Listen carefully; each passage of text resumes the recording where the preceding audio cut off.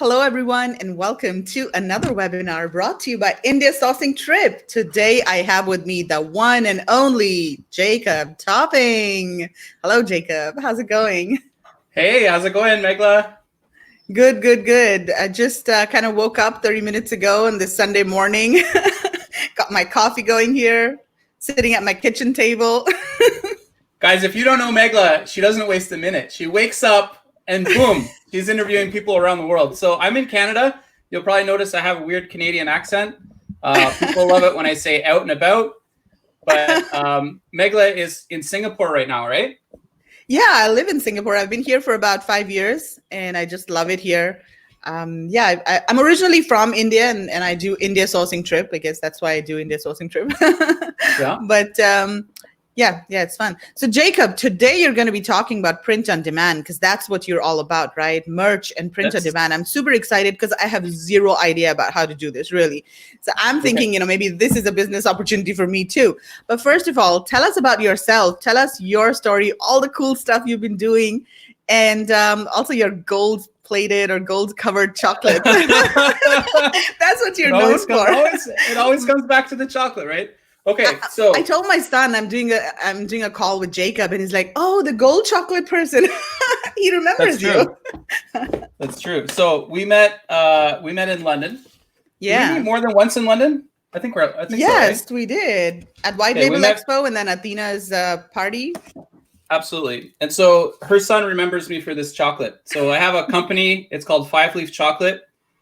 We do manufacturing of bean to bar chocolate, and it's a business that I launched as an example of how to launch a business in one of my Facebook groups. So what you'll find when you're talking with me about print on demand is that print on demand can be applied in lots of different businesses and in lots of different ways. So, and it means different things to different people. So a lot of people will think about print on demand. Immediately they think of Merch by Amazon, which is possibly one of the most popular platforms for print on demand among Amazon sellers. Although outside of Merch by Amazon, there's plenty of print on demand solutions. There's marketplaces for it, and there's also fulfillment sort of centers or companies that will fulfill orders for your on-demand manufacturing. And so we're going to get into that. But Megla, thank you for bringing me into your show. I know that this is something that we don't often get to do, is to meet with each other and to chat about things and to really get a deep understanding of ways of doing business. And you and I both know that there's lots and lots of different ways to do business. So this is just one of them. This is something that can be done in addition to existing business models, and it can be done separately on its own as well. So we'll get into it. Right. So how long have you been doing this, first of all? Yeah, so I started doing print on demand through Merch by Amazon initially back in 2016. Merch by Amazon as a program launched in September, the end of September 2015, and so I was into it within the first year, so in less than the first year, and it's been running since then up until just this last week. They sent out a message that they're due to the COVID-19. They're temporarily paused. So I don't think that they're going to be gone forever, but they are currently not available. And I found out about print on demand through a conference that I was at. It was an Amazon Fulfilled by Amazon conference in Denver. And here's the story. What happened? I was going there to learn more about Fulfilled by Amazon, FBA, which I'm sure your viewers are probably familiar with if they sell online or if they sell on Amazon especially. And somebody suggested that they get shirts made up for next year for the conference, right? And within about 10 to 15 minutes, somebody posted a link on the Twitter and they said, "Hey, I got the shirts for the conference. They're available. You can buy them now. And they're listed on Amazon and they're listed Prime." And I'm like, whoa, hold on. Is there like a fulfillment center right here? Did somebody just make a shirt and somehow get it into Amazon? Well, how do you have a Prime listing on Amazon in 15 minutes? Like, that's not possible, right? Like, I'm learning because I wasn't aware of that before, right? And it turns out Merch by Amazon, which again was still in its first year at the time, has the ability for you to upload a design, an image into Amazon, and that image is available to be put on different items. So at the time it was just t-shirts. And so you could upload an image and you put a title, a description, a price, and some other field information that would be available on a real live Amazon listing on Amazon.com at the time. And if it was approved by Merch by Amazon, as soon as it's approved, it went live. And what would happen is when somebody purchases that item, let's say it's the t-shirt, it's manufactured at that moment in time. So Amazon literally takes the design that's available in the listing, they print it onto the item, in this case, a t-shirt, and then they send it out to the customer. So it's really made on demand, and that's why it's called print on demand. And so when I learned about that in Denver, it blew my mind. And I'm like, wait a second. So I don't need to ship something into the Amazon warehouse, right? Because we all know you go with Amazon FBA, you need to ship something into the warehouse. You have to pay for shipping, right? And they're like, no, you don't have to ship anything. You just upload it digitally, right? And I'm like, well, what about, it takes time to be received by Amazon, right? When you do FBA to get a prime listing, normally they take the package at the warehouse and they have to create the listing and they have to put it in the warehouse, right? I get there's no warehouse part, but like, how long does it take to create that listing? And the thing that blew me away was if you uploaded something, a design to Merch by Amazon, it could be approved within minutes, right? So you could literally send them a design with the price and description and the details of the listing. And if it was approved, it could be live on Amazon.com literally within minutes, right? So like less than an hour. And people could actually order that item and get it delivered to their home right away, right? Which just completely blew my mind. So I was thinking, well, at the time, I was doing retail arbitrage. So I'm sure that your viewers are familiar with Amazon. Is it correct? Yes, absolutely. Most of them are. Okay. So within Amazon, if you're doing FBA, you've got retail arbitrage, you've got private label, you have wholesale, and there's other ways to approach Amazon FBA. And then there's also ways to sell on Amazon without FBA, right? Yeah.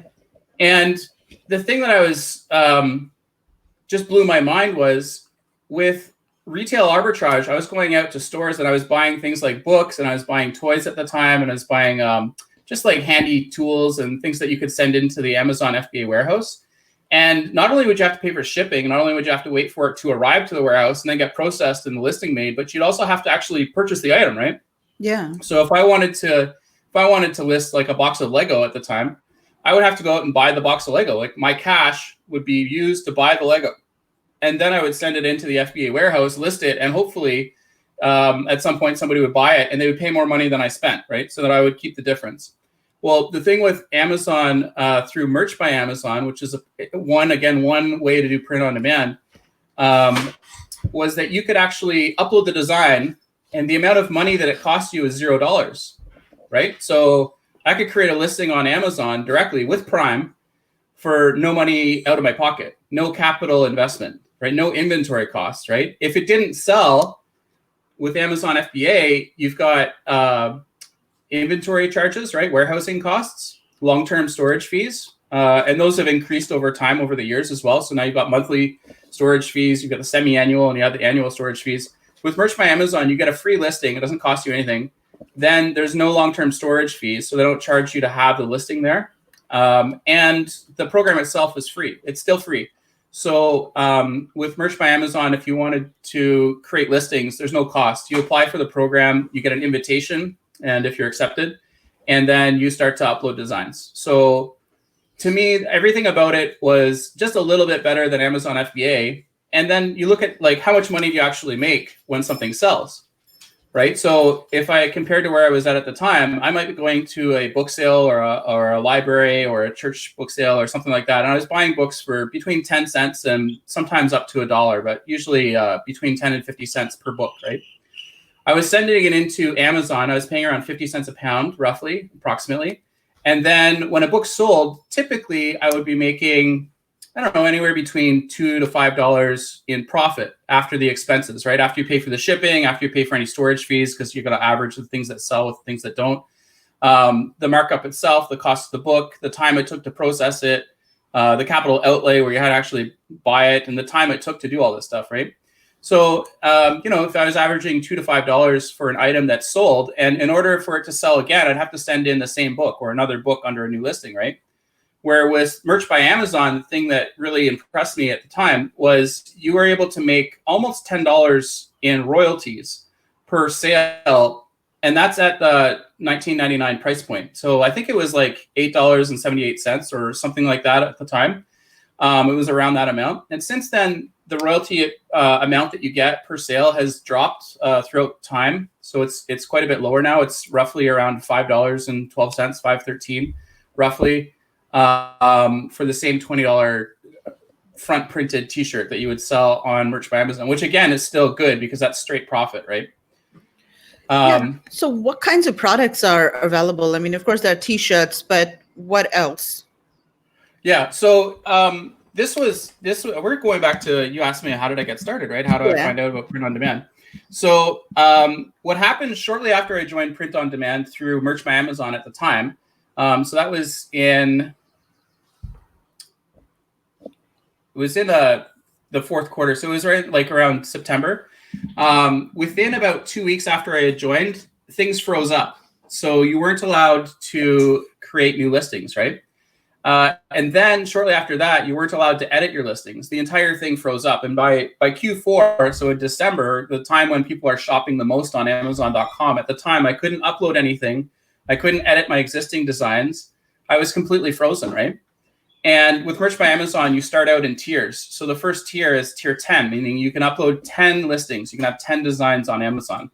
And after you make 10 sales, then it increases to 25, right? And then it increases again to 100 and to 200 to 500 and so on. So it increases. So at this point, some people have over 100,000 listings available on Merch by Amazon. So those tiers do go up. And so when I first started, I went from tier 10 to tier 25, and then I had enough sales to tier up to tier 100, but the whole program got kind of locked up because they weren't able to produce as many shirts as they were selling, right? This is last year, right? No, this was back in 2016. Oh, 16, okay. Yeah, in Q4 of 2016. Mm-hmm. So this is, I guess, 3.5, almost 4 years ago. Like it's 2020 now, it's 2016. So I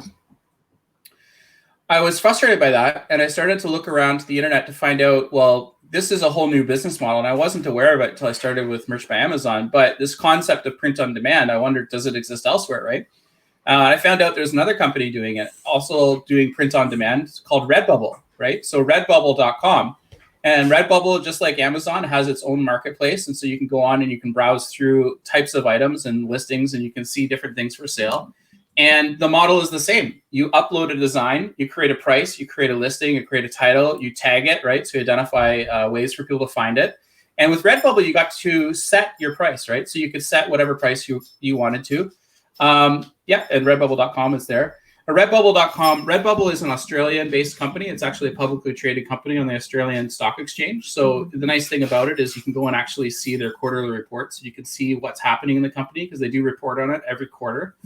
And I just loved it because I could take my designs that I had for Merch by Amazon and I could upload them to Redbubble because at the time, Merch by Amazon was frozen, right?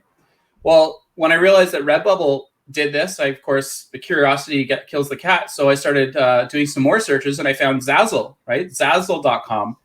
And the thing that really surprised me about Zazzle was Zazzle has many, many more types of items than Redbubble. And Redbubble, of course, at the time had many more types of items than Merch by Amazon.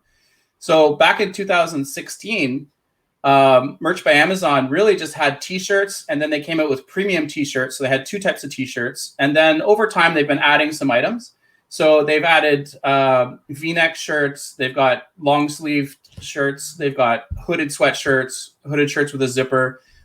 They signed a deal with pop sockets. So those little things that you put on your phone to kind of hold your phone, the little pop socket grips. Yeah. You could do those through Merch by Amazon as well. So Zazzle.com, and thank you for putting up the websites here. This is helpful for people. Zazzle allows you, again, you upload a design, you create a title, you create a description, you put in the price, right? And it allows you to sell in their marketplace. And again, Zazzle has its own marketplace at Zazzle.com, right? And, this was all new to me at the time. And so I started continuing to look and I found, okay, well, there's another company, Sunfrog, right? What's this about? So Sunfrog, again, you upload the design, you put in the title, you put in a price, you put in the description, you put in some tags. And again, you get access to many types of products, right? So they started getting into new types of products. So things like, in addition to just clothing and apparel, you're getting into like yoga mats and yoga pants, and you're getting into mugs and other things, right? Redbubble has types of products. So for example, phone cases, calendars, clocks, covers for your laptop, bags, tote bags, dresses, right? All kinds of things that are well beyond just t-shirts and hooded sweatshirts and the sort of tops that are generally found across most of the print-on-demand platforms. And as time passed, I'm a very analytical guy. I want to see like what are my options and what's out there. And I was still kind of getting a feel for which platform gives me sales and which doesn't, which has more volume, which doesn't, different ways to drive traffic to them. So I was taking lots of notes. And at this time, the people that were involved with Merch by Amazon were starting to form little clusters and groups. And there's Facebook groups starting to get put together by different people, right? So Merch by Amazon is probably the largest group for print on demand at the moment. People call it the large group because it was one of the first groups out there, and it probably has the most members. It's around 75,000 members, so it's quite large, right? But it grew because there were no other groups, right? And there, if you wanted to get into print on demand, you type that in, you'd find it, you'd join it. And a lot of people were finding out about it through other people who sold already on platforms such as Amazon. So there were big influencers at the time, like Chris Green and Ken Reel and other people that people are very familiar with. They've been on the Amazon platform, and they were early adopters into Amazon FBA. And they were really advocates or evangelists for the Merch by Amazon platform. And so they had these large groups, and of course, more people join them, and there's a good way to find out more information about them.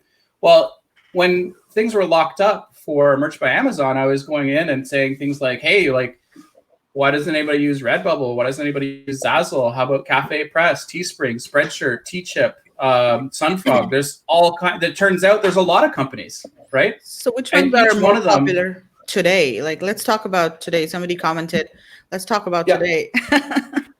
Yeah, well, so it sort of accumulates. And what you'll find is each one of these platforms has a different group of people, a different audience that they appeal to. Right. So Redbubble will reach its own audience. Zazzle will tend to reach a different audience. They have different marketing. They have different items that are for sale. They have different creators. The communities of people making designs for them are different between each one of these platforms, right? Teespring, for example, very different. With Teespring, a lot of designers or people loading up into Teespring, they'll drive traffic to the platform and they'll send traffic to a design, right? So they tended to gravitate towards people that are doing online marketing. So if you're doing Facebook ads or Instagram ads, or if you're doing Pinterest, you're driving traffic to a platform, Teespring was fantastic, right? And in that time period, so between like 2014, 2015, 2016, at that time, you could go onto Teespring and you could generate a convincing Facebook campaign, drive a lot of traffic to a design, and you might make like literally $10,000, $20,000, $30,000 in sales in less than a week. Right now, you were paying for it, right? You're paying for advertising on Facebook, but you were able to drive a huge amount of traffic and then have on-demand manufacturing create products and send them to your buyers, right? So you could actually sell tons of product without any inventory. So is it popular today as well? Teespring, is that a good platform for someone who's just starting out? Is it a good platform to start with? Yeah. So this question is kind of like saying, what's a good car company? And what's the best car, right? So each car has a different audience. They target different people. If you're looking for a sports car, you're going to go with a Porsche or a Lamborghini, or you're going to go with Ferrari, right? If you're looking for a commuter car for your family and you want a van, it's a totally different vehicle, right? And it's a different manufacturer, totally different, completely different price range, different marketing to those audiences. So what I would say is each of these print-on-demand platforms are different. So what I started to do is take a lot of notes, really detailed notes about what's on each of these platforms. What do they offer? How do you access them? What's the best way to make a listing? What are some things about a listing which drives more sales versus less sales from listing to listing, right? Just comparing things across platform. And because I had a large amount of designs, and I was actually making some designs myself, and I was also paying for other people to make designs, and we can get into that in a minute. I was able to put up the same design across many platforms. So at the beginning, when I started doing this multi-platform or multi-pod, I think I was started with 10 different platforms. So I started with 10 of sort of the largest, most popular, most prominent print-on-demand platforms at that time. And I would put up the same design with similar titles, similar descriptions, and I'll kind of see which one sells the best, right? And what I found, and this is different people have different experiences, but in my case, what I found was there's very little relationship between what sold on each individual print-on-demand platform. This shocked me. Like, to me, this is very surprising. And when I talked with other people, they were having different experiences. They would say, okay, well, I'll take my best sellers from Merch by Amazon and I'll throw them up on Redbubble and see what happens. And maybe the sales were good and maybe they weren't. But often, if you take the best designs from one platform and put them onto another platform with the expectation that they get the same level of sales as the first platform, you may be disappointed with the result because it's a different audience. They're different buyers. They're looking for different things, different designs that will appeal to them, right?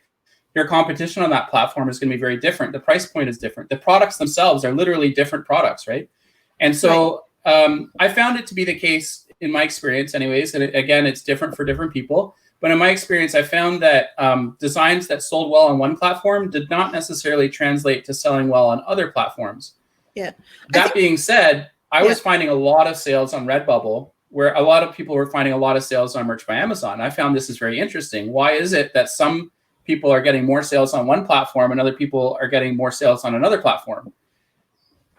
It may have to do with the tools that you're using, right? If you're optimizing your listing for a particular platform and you try to list those on another platform with unoptimized listings, or God forbid, you're using the exact same title, the exact same keyword, and the exact same price for different items, you're going to get totally different results, right? So I think the results are there. But let me get back to answering your question. So when I was comparing many different print-on-demand platforms,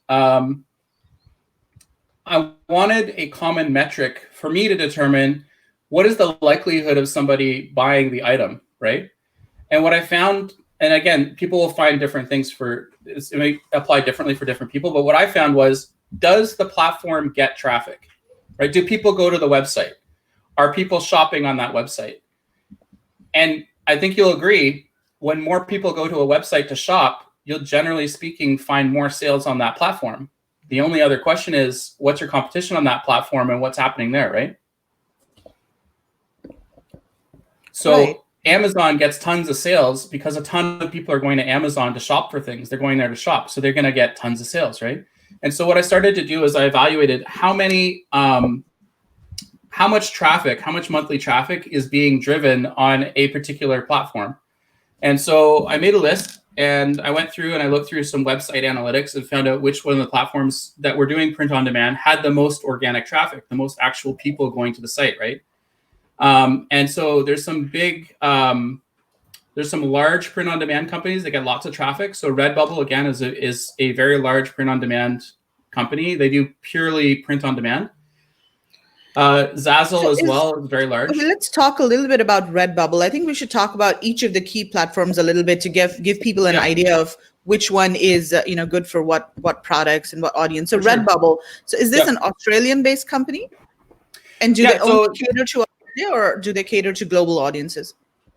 Yeah, it's a good question. So in a general sense, most print-on-demand companies will ship anywhere worldwide. And then the question is, where do they manufacture? Where is the goods actually produced? So Redbubble is an Australian-based company. It's a publicly traded Australian company, but they have distributed manufacturing. So they have around 15 or more factories, each factory producing different items. For the most case, they have core items and they might have some special items. And those factories are distributed all across the world. So when you go to Redbubble, it's not like you're getting something that's going to be made in Australia and shipped to the rest of the world, although there will be factories in Australia. They'll also have factories in Canada. They have factories in the US. They have factories in Europe. They have factories in Asia. They have factories all over the place, right?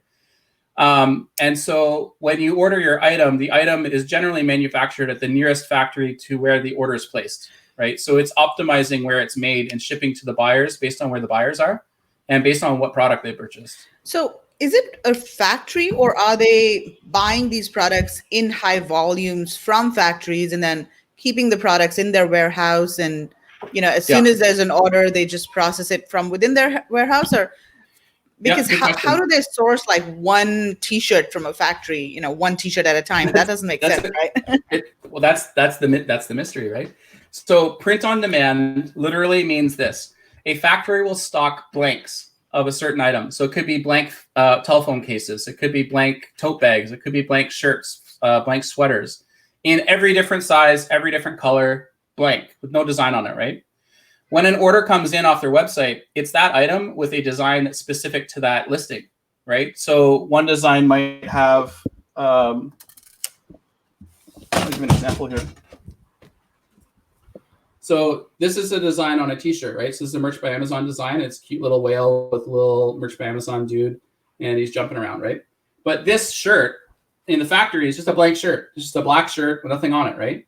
When somebody goes to the Amazon and they order this particular item, they'll print that design onto this item, which is a T-shirt, and then they'll ship this T-shirt. Boom! It gets shipped out to the buyer. Does that make sense? So the product there's no by the factory, or is it shipped by Amazon? I always thought that Amazon does the shipping themselves. So it's not the case. Yeah. So well, it is with Amazon. So Okay. Merch by Amazon, Amazon is they are the seller of record. So it's their listing, first of all, on Amazon. It'll say like sold by Amazon. It won't be sold by you. You can put a brand on it, but it'll be Amazon as the seller.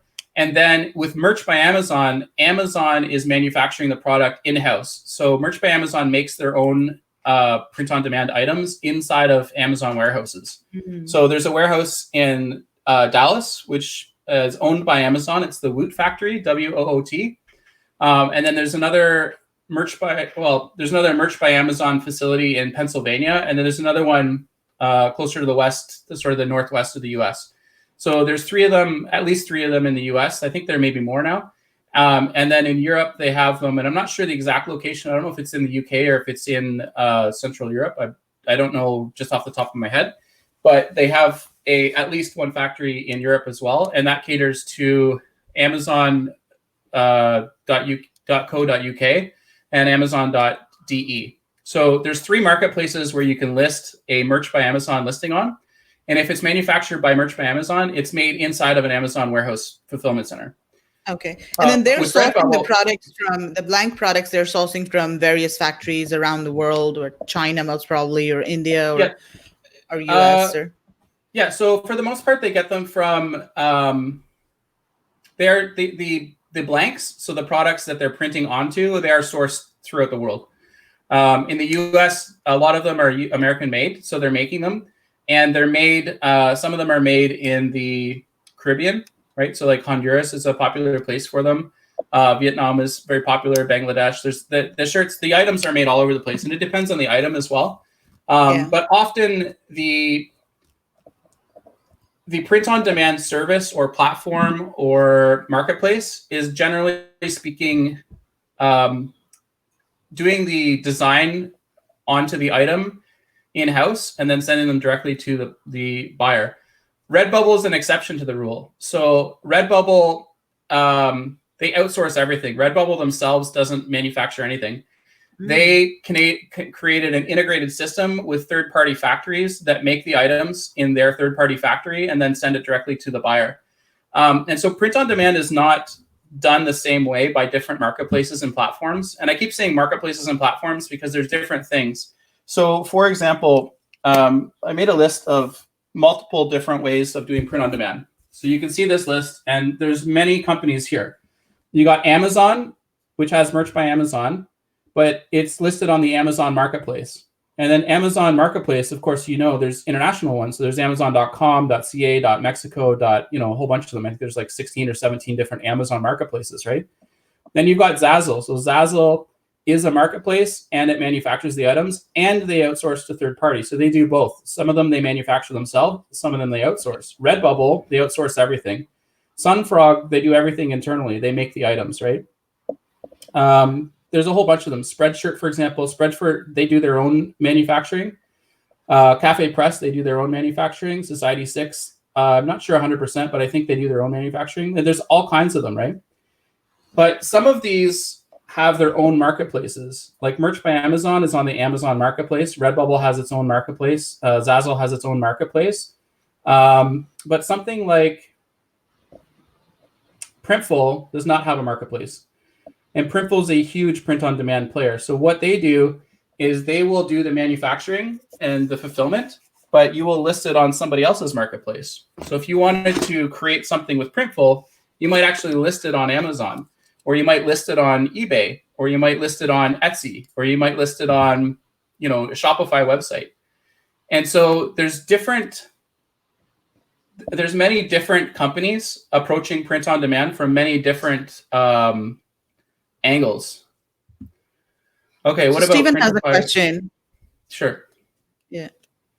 So Printify or Shopify. So Shopify is an e-commerce platform, and within Shopify, you can connect one or more than one simultaneously. You can connect more than one print-on-demand service. So Printify, in this case, is a print-on-demand fulfillment service that you can connect to your Shopify e-commerce shop or store.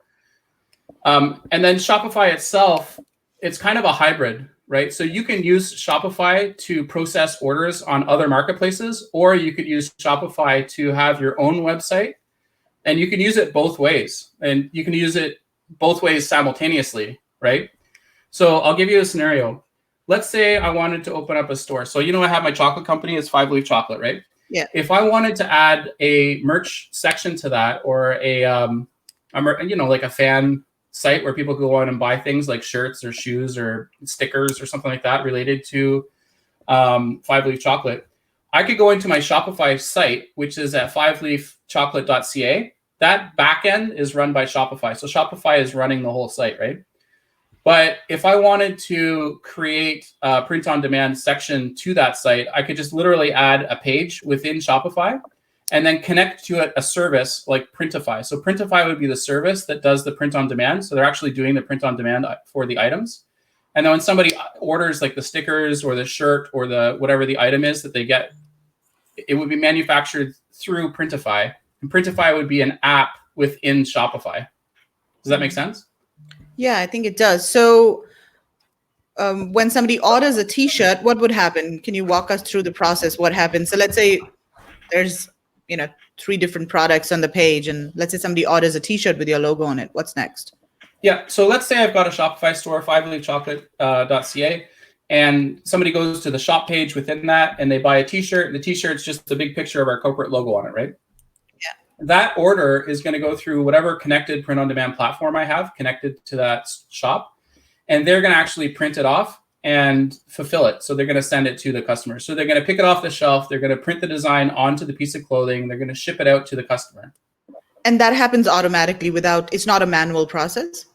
Absolutely. It's fully automated. Wow, So okay, that's yeah. So think of it this way. Let's say, and we're just using Shopify as an example, okay? It doesn't have to be Shopify. You could do the same thing with WooCommerce. You could do the same thing with Big Cartel. You could do the same thing with all kinds of different e-commerce platforms, right?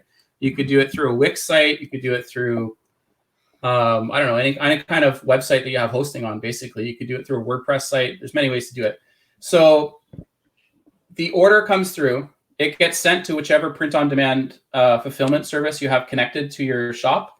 They manufacture the item on a 1-unit basis and send it directly to your customer from the factory to the customer. It's like factory direct. So there's not a big pile of my shirt sitting in the factory with the logo on it. That would be drop shipping, right? Yeah. Drop shipping is when you have a bunch of stuff in a warehouse and you're basically connecting the manufacturer to the buyer. This is not drop shipping. This is on-demand manufacturing. It doesn't exist until the person buys it. So that way there's no inventory. Can you recommend a good EU or UK or Europe platform? Yeah, so within print on demand, as I mentioned earlier, it's like saying what's a good car company or what's a good car. Within Europe, just like in other continents, there are many different print on demand services. Some of them are specialized more heavily or have more heavily manufactured facilities in Europe, whereas some of them are more heavily based in the US, or some of them are more heavily based in other parts of the world. So within Europe, Spreadshirt is a fantastic example of a print on demand service. And Spreadshirt has its own marketplace. So if you wanted to upload designs to Spreadshirt, I believe it's spreadshirt.net in Europe, as opposed to spreadshirt.com, which is Spreadshirt in the US, and actually maintain them as 2 separate marketplaces, which is kind of funny. And so Spreadshirt has access to hundreds of different types of items, and you could have one design across any number of those items and list them on the Spreadshirt marketplace, right? But let's say you don't want to have it on the Spreadshirt marketplace. Let's say you want to have your Spreadshirt as the fulfillment service to your own website. So let's say your website's on Shopify, or your website is on WooCommerce or Wix, for that matter. It could be anywhere. You can connect SPod. And SPod is the print-on-demand fulfillment service by Spreadshirt. So Spreadshirt's actually still doing the printing and the fulfillment, but it's not on their marketplace. Now it's on you. You're the marketplace. It's your website, right? The other thing you can do is, and again, it's complex in the sense that there's many ways to do it. You could embed an existing marketplace inside of your website. This is different than you connecting directly to the print-on-demand facility. If you wanted to embed Spreadshirt inside of your Shopify website, you can do that as well, right? So in one case, it's going directly through your Shopify store and they're the fulfillment service. In the other case, you're putting their marketplace on your website. Does that make sense? Yeah, I think it does. And in both cases, you can have different items. The other thing is you can make money not just by loading your own designs and selling your own products through any of these print-on-demand services or platforms. You can actually make money selling other people's designs on your marketplace, right? So if you're driving traffic and you wanted to point people to somebody else's design, you can point them to that other design. I'm not talking about copying a design and doing that. That's like, don't do that. But you can actually point traffic to somebody else's design and get paid a referral or a commission based on the sales of their product, right? And different platforms enable you to do that. So for example, Sunfrog is a good example. If you go to Sunfrog and you see a design that would be a great fit for your service or for your product or for your brand or your whole ecosystem or the people that your audience, right? You can take that item and you can place it in front of your audience. And when you drive sales to it, you get a percentage as a royalty for driving traffic to that sale. So it's almost like you're an affiliate for each individual listing, if that makes sense. Rob Logan so says, Sunfrog's good for that. I would like to talk to you. Please message me when you can. Okay, Rob, I'm going to write down your name. So if you this is Anna Davidson. Yes, I do, as a matter of fact. Yeah, and they're pink, right? Yes. Yeah.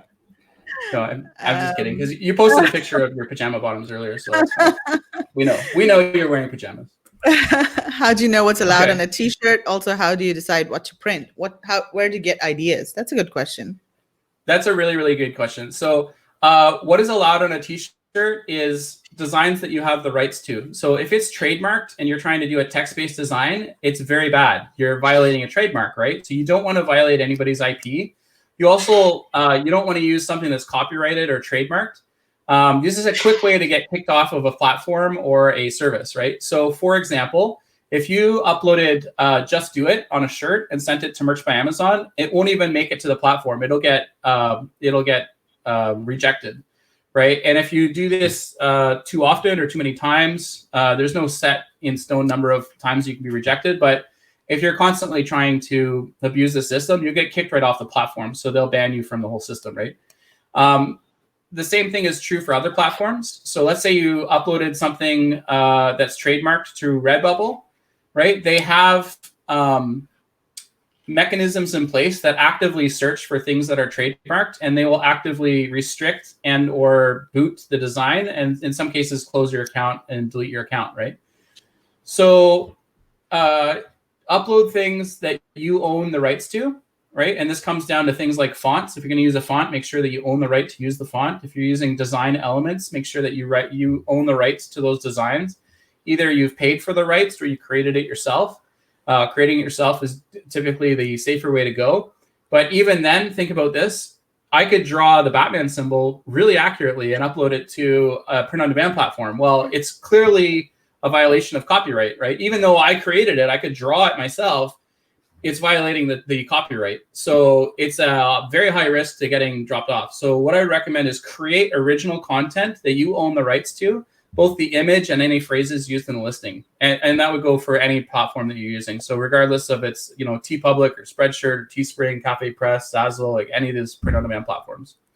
And of course, now with everything that's going on around the world with lockdowns and quarantine and COVID-19, I think you could maybe try to create some, phrases around what's going on. Maybe, try to be funny. So you have to be careful about the terms of service for the platform as well. So for example, if you wanted to do a COVID-19, you sent it to Merch by Amazon. Merch by Amazon is not available right now because it's closed, but let's say it was open a week and a half ago. If you did that, it would also be rejected because the terms of service say that you can't make designs based on tragedy. And this is considered to be a human tragedy. It's a worldwide pandemic, right? Right. So you really have to understand what are the terms of service for the platform that you're on, right? And different platforms have different terms of service, right? So for example, for a long time, you couldn't do any swearing on Merch by Amazon. That's since changed. So the terms of service have actually been altered. Now you can do swearing. However, if you uploaded something with swearing on it, you cannot apply that to a child size, right? So you can't do children's clothing with swearing on it, right? Other platforms like Redbubble, for example, they have different policies, different terms of service. There's a different approach to it. So you could basically flag it as adult content or not, and then the system will take care of putting it on the appropriate listings and hiding it from audiences that don't want to see that adult content, right? And so different platforms and services have different policies. Specifically, the more of a marketplace the service is, typically you'll find the higher level of policies they'll have, right? So for example, Etsy is a marketplace and you can connect print-on-demand services to Etsy, but Etsy has its own policies and procedures, their own terms of service. I think they call it the house rules, right? And so make sure that you're following the rules of any platform that you happen to use, especially if you're using another marketplace. Right. If you're creating your own marketplace, there's still rules, but you just got to be careful. And there's two parts to this question. The second part of the question is, how do you decide what to print? Where do you get your ideas? So you can, in a broad sense, there's kind of different categories of ideas or different ways people approach it. And again, it's so different, just like any kind of sales. People are doing it very successfully in multiple different ways. So some people will focus on evergreen designs. So something like sports that happen year round, or camping or fishing. This is something that happens, continuously. Versus event-based, right? So is it a holiday-based design? Maybe it's something centered around Christmas or like Easter or Mother's Day, Father's Day. Maybe it's something like birthdays, right? Birthdays are happening all the time, right? So there's people have a birthday any day of the year. It's more of an evergreen type design. Some designs are time-based, based around news, right? So if you see something that's a headline, of course, that generates a great demand of interest. And so you can sometimes design something around that and get a lot of traffic, but then the kind of spikes up where you get a lot of sales, and then it'll drop off just as quickly as it spikes up. So it doesn't mean that it's necessarily better or worse, but it's a different approach. And some people kind of design based around the seasonal trends, right? So in the fall, you might have something for, let's say in the US for Halloween, whereas in the spring, you might have something more around gardening or like planting and the new season of things, right? But keep in mind, seasons are different throughout the world. So, in the Northern Hemisphere, like in Europe or the US or Canada, the seasons will be completely opposite of something you'd have in like Australia or in South America or in other parts of the world, right? So, how to choose what to design will be very specific to your own business model. That being said, there's also different ways people approach it. I'm talking about it in a general sense, where people are making many designs and putting them onto a platform and then keying them up so they can be found. And again, even within that, you can have organic listings where you're relying on people to find those designs for you. Or you could have paid listings where you're basically putting them up and then you're driving traffic to it. You could do it both ways, right? Even within that, you can have different approaches. So you can have somebody, let's say, that has a Shopify store. I'll give you two examples. One Shopify store that uses print on demand, they might focus on people who love pineapples, right? So they're going to have pineapple sunglasses and pineapple shirts and pineapple yoga mats and pineapple, cutting boards and pineapple shower curtains and pineapple bath towels and bathing suits and like all kinds of stuff, right? And it was all around pineapples. We have many different items that are all print on demand, but they all have these kind of pineapple-y theme. And so it's dedicated towards people that are interested in pineapples, right? You can have somebody that takes a completely different approach. And again, I'll just use Shopify as an example. They set up a Shopify store and they say, hey, you know what? We're going to focus on cutting boards, people that just love cutting boards, right? And we're going to have many types of designs, people that like pineapples, but maybe they also like bananas. Maybe they also like steak, all the different things that you might want to put onto a cutting board. Maybe they're using a cutting board for, I don't know, chopping something or making salads or whatever. And you could literally have 10 or 15 different kinds of cutting boards, and each cutting board could have an on-demand design burnt onto it, right? So it's not just printed. You can apply a design to a different material in many different ways. So this is an example. So this is a cup, and it has Merch by Amazon on it. And this is, I believe it's chemically etched. So you can put an etching material on it, and so it makes the design on glass, right? Yeah. And again, you can have many types of items. You have glassware. So you might have mugs. You might have different kinds of mugs. You could have color-changing mugs, 15-ounce mugs, 11-ounce mugs. You could have metal mugs, ceramic mugs, camping mugs, all kinds of different mugs, right? And the mugs themselves could have different techniques applied to them, right? So some of them could be chemical etching. Some of them could be a design that reveals itself through color-changing inks. Some of them could be just regular ink printed onto the mug, right? And so you could have an entire store of mugs, and maybe you do both. Maybe you say, hey, I'm going to have all mugs, and all the mugs are going to be designed for people that go camping, right? Because when you go camping, you probably want to bring something to drink out of, like a water bottle or a mug. And so you could design very specific niches, both with the design and with the type of product and with the platform. Everything can be customized, right? And in all cases, in all of the examples I've given, you can use print on demand to create that shop or that store or that item or that group of items. And so it's very, very, how people use print on demand can vary very widely. And there's a lot of different ways to do it.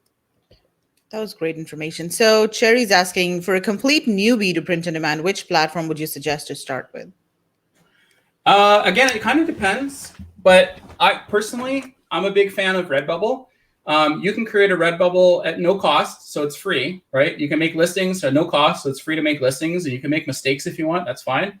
When you upload a design to Redbubble, you get access to more than 60 different products, 60, so more than 60, and they're all simultaneously available for each design that you upload. And you can turn them on or off. You can adjust the colors and the backgrounds. You can make them, position them. You can put your different designs in different ways. Also, if you don't have access to a designer or you're not making the designs yourselves, you can use like a text-based design. So you can actually use their sort of on-page design tools to make the designs as you go. And then it also has a global audience. So it's very large in terms of how much sales volume it does. Redbubble sells more than $200 million a year in just print-on-demand items.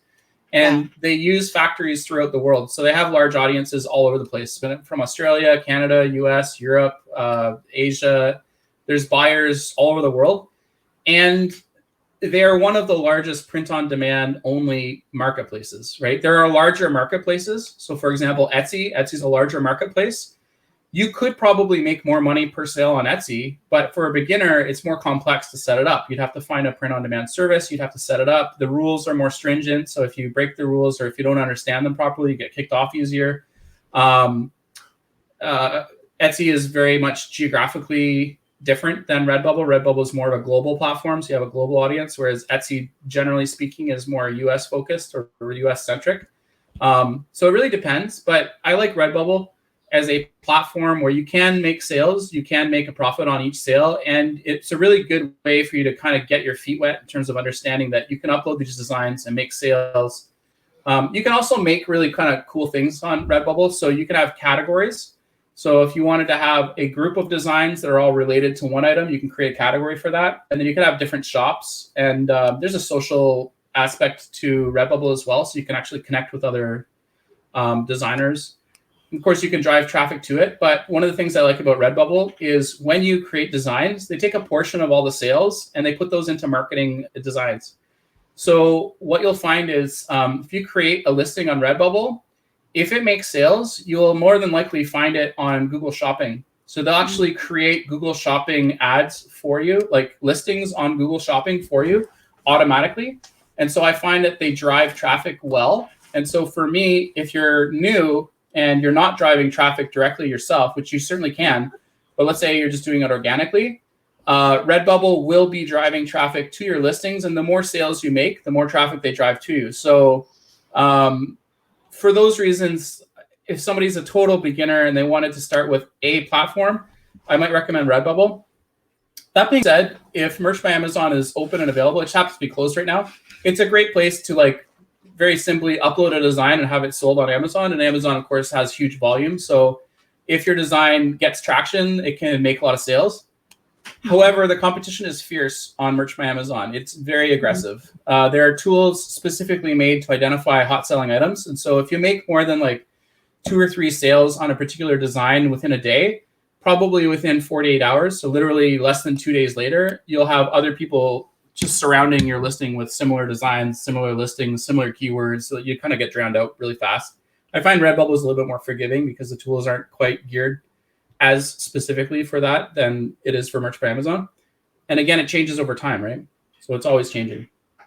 So someone is asking, is it best to do Shopify and multiple fulfillments or go to Redbubble, Amazon, or Teespring directly? This is personal preference. So if you want to build a brand and if you want to augment an existing brand, certainly I think Shopify is a great venue for that. You can build an audience. You can capture their client data. So you can collect emails and you can retarget them, remarket to them. You also have amazing abilities to create unique listings. So on Shopify, you could bundle things correctly. Like not correctly, but you could like create bundles of things. You could have coupons, you could have discounts. You can offer cart abandonment fulfillment services, right? So if somebody goes and adds something to their cart in Shopify and then they don't buy it, you can like retarget them, which is kind of a nice feature. You also have the ability to see all the analytics with Shopify. So you can connect it to Google Analytics. You can actually connect it to other analytics as well. So if you wanted to connect it to Pinterest Analytics or Twitter Analytics, you can actually follow the demand and see the incoming and outgoing traffic to the site. You control the domains. You can actually control where it is, where it's shown.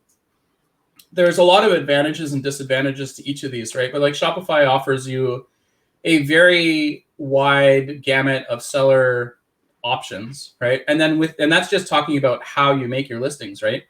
Within that, you can have one or more print-on-demand services connected to a single Shopify store. So you could connect, let's say, Guten, which you may want to have like puzzles, for example, like little puzzles that you put together to pieces with an actual design on it, and have that through Guten through your Shopify store. But then you might want to use AOP or all over prints to have an all over, I don't know, socks or something like that.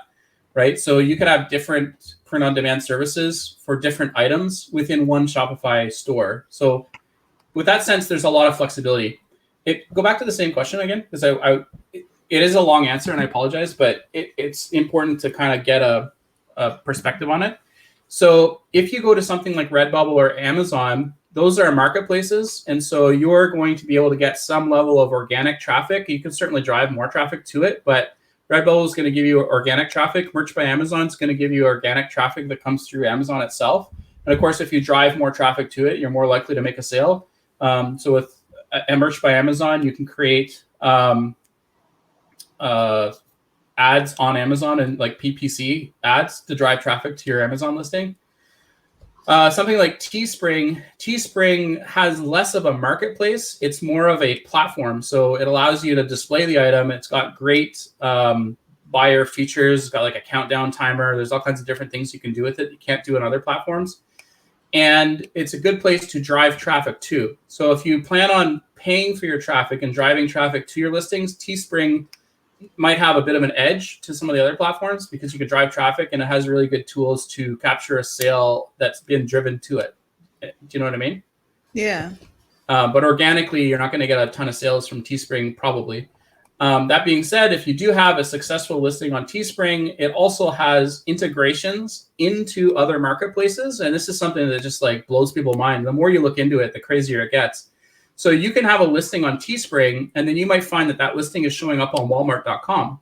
Well, this is totally different, right? Because now you get a huge marketplace like Walmart, and they're driving traffic to your Teespring listing, right? Or Rakuten, right? So Rakuten may be driving ads, and those ads are giving you sales on Teespring, all of a sudden Teespring looks more traffic, right? The same listing on Teespring might also be showing up on eBay, right? You don't even connect it. Like, it happens automatically, right? So if you meet certain criteria on certain platforms, they will put your listings on other marketplaces. And this is something where there's so much detail and there are so many different ways to do each one of these things individually. It's an enormous amount of information, right? I literally did a 15-week, 2 hours per week plus overview of the different print-on-demand marketplaces, and I only covered 15 marketplaces. Wow. And I feel each like one of them, a course already. well, it's just a totally. So the thing about print-on-demand that I found is, first of all, a lot of people have never heard of print-on-demand, right? So they hear about it and they're like, "Wow, you're talking? I can like draw something on my cell phone and upload it to a marketplace and then make sales. That's unbelievable." Right? And you not only do I make sales, but if somebody buys it, I don't have to restock my inventory. I don't have to worry about international shipping. They'll ship it anywhere in the world. That's crazy, right? But not only that, I can make many items. So I could sell bathing suits and skateboards and, I don't know, shower curtains and pillows all at the same time. Yes, you can. You can do all that stuff with print on demand, right? Yeah. And so, I mean, it's like Pandora's box. You open the box and the detail goes on and on and on. And unless you've heard about it, or unless you find out the information about any one of these specific things, it's almost impossible for you to just sort of like organically happen to come across it, right? You might stumble across it, but it's hard to find information about some of these specific details, right? Right. So I want to go back to the original question of like, how did I get into this? People started asking me a lot of questions because I was showing them new platforms and new types of products and like new integrations that they'd never heard of before. And so I started writing it all down, and I ended up making a book. It's called Merch in the World of Print on Demand. And it's not like a thin book. It's a thick book. It's more than 300 pages. And a lot of the book is actual content. Like, it's written content. You read it and you learn things, right? And so... And it's not just an ebook, it's an actual book, right? It's not like it's both. It's both. So... yeah, I mean, it's a real book. So you can get it in print on Amazon, or you can also get it through Gumroad. The advantage of getting the ebook version or the Gumroad version is you can do search, right? So you can search within the book. And quite often, if you're looking for an answer to a specific question, it's easier and faster to search for it within the ebook than it is to go on Google and find out, because Google is clouded with all kinds of answers and all kinds of information, where this is very curated and it's very specifically laid out to explain how things work. Like, this is how you set up this integration. You do this, this, this, and this. You get to like step 14 and you're done. You've set it up. It's completely set up, right? Or how do you connect, let's say, Printful to eBay? Well, it tells you exactly how to connect Printful to eBay. Or how do I connect? Here's one for you. Did you know you could connect print-on-demand listings on Amazon.com and have them automatically fulfilled when somebody buys them on Amazon outside of Merch by Amazon? So all the people who right now who are worried about Merch by Amazon being shut down because they're making tons of sales there, all you've got to do is connect those same listings with the same price, the same items through an external print-on-demand service, and you can list them on Amazon.com through Amazon Seller Central. This has a lot of advantages. With Merch by Amazon, you can't see the keywords, right? So you don't know why people are buying your listing. With Amazon Seller Central, you can. You can see the keywords, right? With Amazon Seller Central, you can also see whether it's getting traffic or not, who's going to my site, how many people are going to the site, where are they coming from, all this kind of information, right? So there's a huge advantage of selling on Amazon through Seller Central versus Amazon through Merch by Amazon. And it's bizarre because they're both listings on Amazon, right? The advantage that Merch by Amazon has as a listing is that you automatically get the Prime badge, right? A lot of people shop on Amazon, they're looking for Prime, right? So there are some very lesser known integrations that you can use to sell a lot of product with print on demand on some huge platforms. Like, if you want to connect print on demand through Walmart, you can do it. In the book, I show you exactly how to go through it, like what service you use to connect, what you need, what are the pieces of information you need to get to create a Walmart third-party seller account, and then how to connect that to a print-on-demand service. This has a lot of value, in my opinion. Now, some people will read it and be like, wow, that's too much. I'll just skip over that. I'll go to the next page, right? It's over 300 pages, and each page is filled with things that you could do to drive more traffic. So people kind of pick and choose what they feel like doing, but it has a lot of like how to and what is type of information, right? Right. Let's talk about the book in a bit. And we also Sure. have, we'll post the link over here as well. Let's just address a couple of questions. We have quite a few questions here. Let's just go through these. Absolutely. Yeah. I'd love to answer a lot of questions. Is it sent in your packaging or just plain packaging? So I guess it depends on the service. Depends on the service. Yeah. Yeah. But So if you do like merch for packaging? Amazon, it's going to be sent and shipped from Amazon. So it's going to be Amazon's packaging, right? If you do something like Printful, I believe you have a choice, right? So you could just send it through Printful's packaging, or you could do white label packaging or plain packaging, right? Or you could put your brand on the packaging for some of the print-on-demand platforms. Something like Redbubble, if you list on Redbubble, Redbubble is a marketplace, and when they're sent, it's sent in, I don't think I have one on hand here, but it's sent in a Redbubble package. They have very clear branding for Redbubble on it. But you can use print-on-demand platforms that have plain packaging, and you can actually have print-on-demand where you choose the packaging design, right? So you can actually design the packaging. Gearbubble is a good example of this. So Gearbubble allows you to do some different choices, and Gearbubble and Gear Launch are very similar. They both have gear in them. So Gear Launch allows you to have your own packaging, and not only that, but your own customer service that's actually handled by them, right? So if you use Gear Launch and you want to put a 1-800 number on your items so people can call if they need support, when somebody calls that 1-800 number, even though it's the Gear Launch is answering the phone for you, they answer it with your customer information based on the number that you've given them. So that's another question that comes up. Who does customer service? And again, it depends on the platform. It depends on whether it's a marketplace or whether it's a fulfillment service and who's delivering it. But to answer your question, it can be plain packaging or it can be branded packaging, and it depends on the platform and the service. That's good to know. So yeah, this is another question. I got a website on Shopify store in Australia. So who I can connect with? Please recommend. So it should be Redbubble. Should be a good one, right? They have a Shopify store in Australia. Okay, so they have a Shopify store. I'm assuming that they market to people in Australia because the store itself is online, so it's all over the world, right? Yes. Can I connect with someone recommend? Okay, so I think the question is, who would I recommend for somebody who has a Shopify store that's catering to people in Australia? The answer is any marketplace that ships to Australia, right? So you can look at the marketplace and see if it's being printed in Australia or not. Redbubble does have printing facilities in Australia, but so do other marketplaces. So it really just depends. It's kind of a case-by-case basis. So you can look to see, for example, is it printed in the same place as your buyers are typically located? That would be good for shipping time, but it might also compromise you on selection or quality or some other metric. So it kind of depends. That's not like a one marketplace best answer type of thing.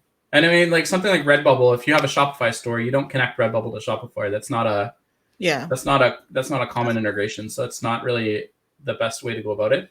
What you would want to do is go into the Shopify marketplace, look at the print-on-demand facilities that are available through the apps in the Shopify store, and then check to see, I mean, you really kind of have to go through them individually and check which ones have manufacturing in or near Australia, if that's your target market, and if shipping time is an important buyer behavior, right? Because you might have buyers that are more sensitive about price than shipping time. And in that case, maybe you want to ship from somewhere nearby to Australia rather than in Australia, right? So if it takes one extra day, what is that worth to a buyer, and which do they prefer? So there's not really a very clear answer to that, but hopefully that helps. What types of marketing are you using to get traffic to your Amazon listings? So me personally, when I list on print on demand, I generally target organic traffic. So I'm not driving traffic to any of my listings. There's a number of reasons why personally I do it that way. One is I'm on a lot of platforms. So I'm on like more than 25 different marketplaces, and that's not including geographic marketplace differences. We're talking individual marketplaces, right? And because of that, I also happen to have a lot of designs, and each design has its own title, its own keywords, its own description, and I've got spreadsheets that I use to keep track of these things. And so I generally tend to attract traffic organically through SEO. That isn't the only way to do it, but that's how I do it myself. If you're wanting to send traffic to it depends on the Amazon listing. So if it's an Amazon listing and it's a print on demand, but it's through Amazon Seller Central, personally, I would look to external social media. In particular, I would focus on things like Pinterest, TikTok, Tumblr. These are marketplaces where the traffic itself is very inexpensive. If you compare it to pay-per-click traffic within Amazon, it is much less expensive, and you are driving traffic to your listing, right? So this is a print-on-demand listing. You're driving traffic to it. If, however, it's something like Merch by Amazon, you may want to drive traffic internally on Amazon because you're kind of targeting Amazon buyers and not just general buyers. So it really depends on who you're targeting and where those buyers are located, right? But traffic from outside of Amazon is generally cheaper than traffic inside of Amazon. That being said, traffic inside of Amazon is kind of a hot buyer. Like they're usually there to buy, right? So It kind of depends. So do you make a percentage on each product that sells? So not sure which specific platform she's referring to. Yeah, so if you look at print on demand, you can get paid in different ways, right? So Merch by Amazon pays you a royalty based on each sale, and you actually do set your own sale price. And so when you set the price, it tells you how much royalty you'll get for that particular sale. If you look at other platforms like Redbubble, again, you do set your own price, so you can see how much you'll make per sale based on that. So you're actually setting a percentage, whereas Merch by Amazon is more of a calculation. So it's not like a straight percentage. It's not a linear scale. Like it's a non-linear scale.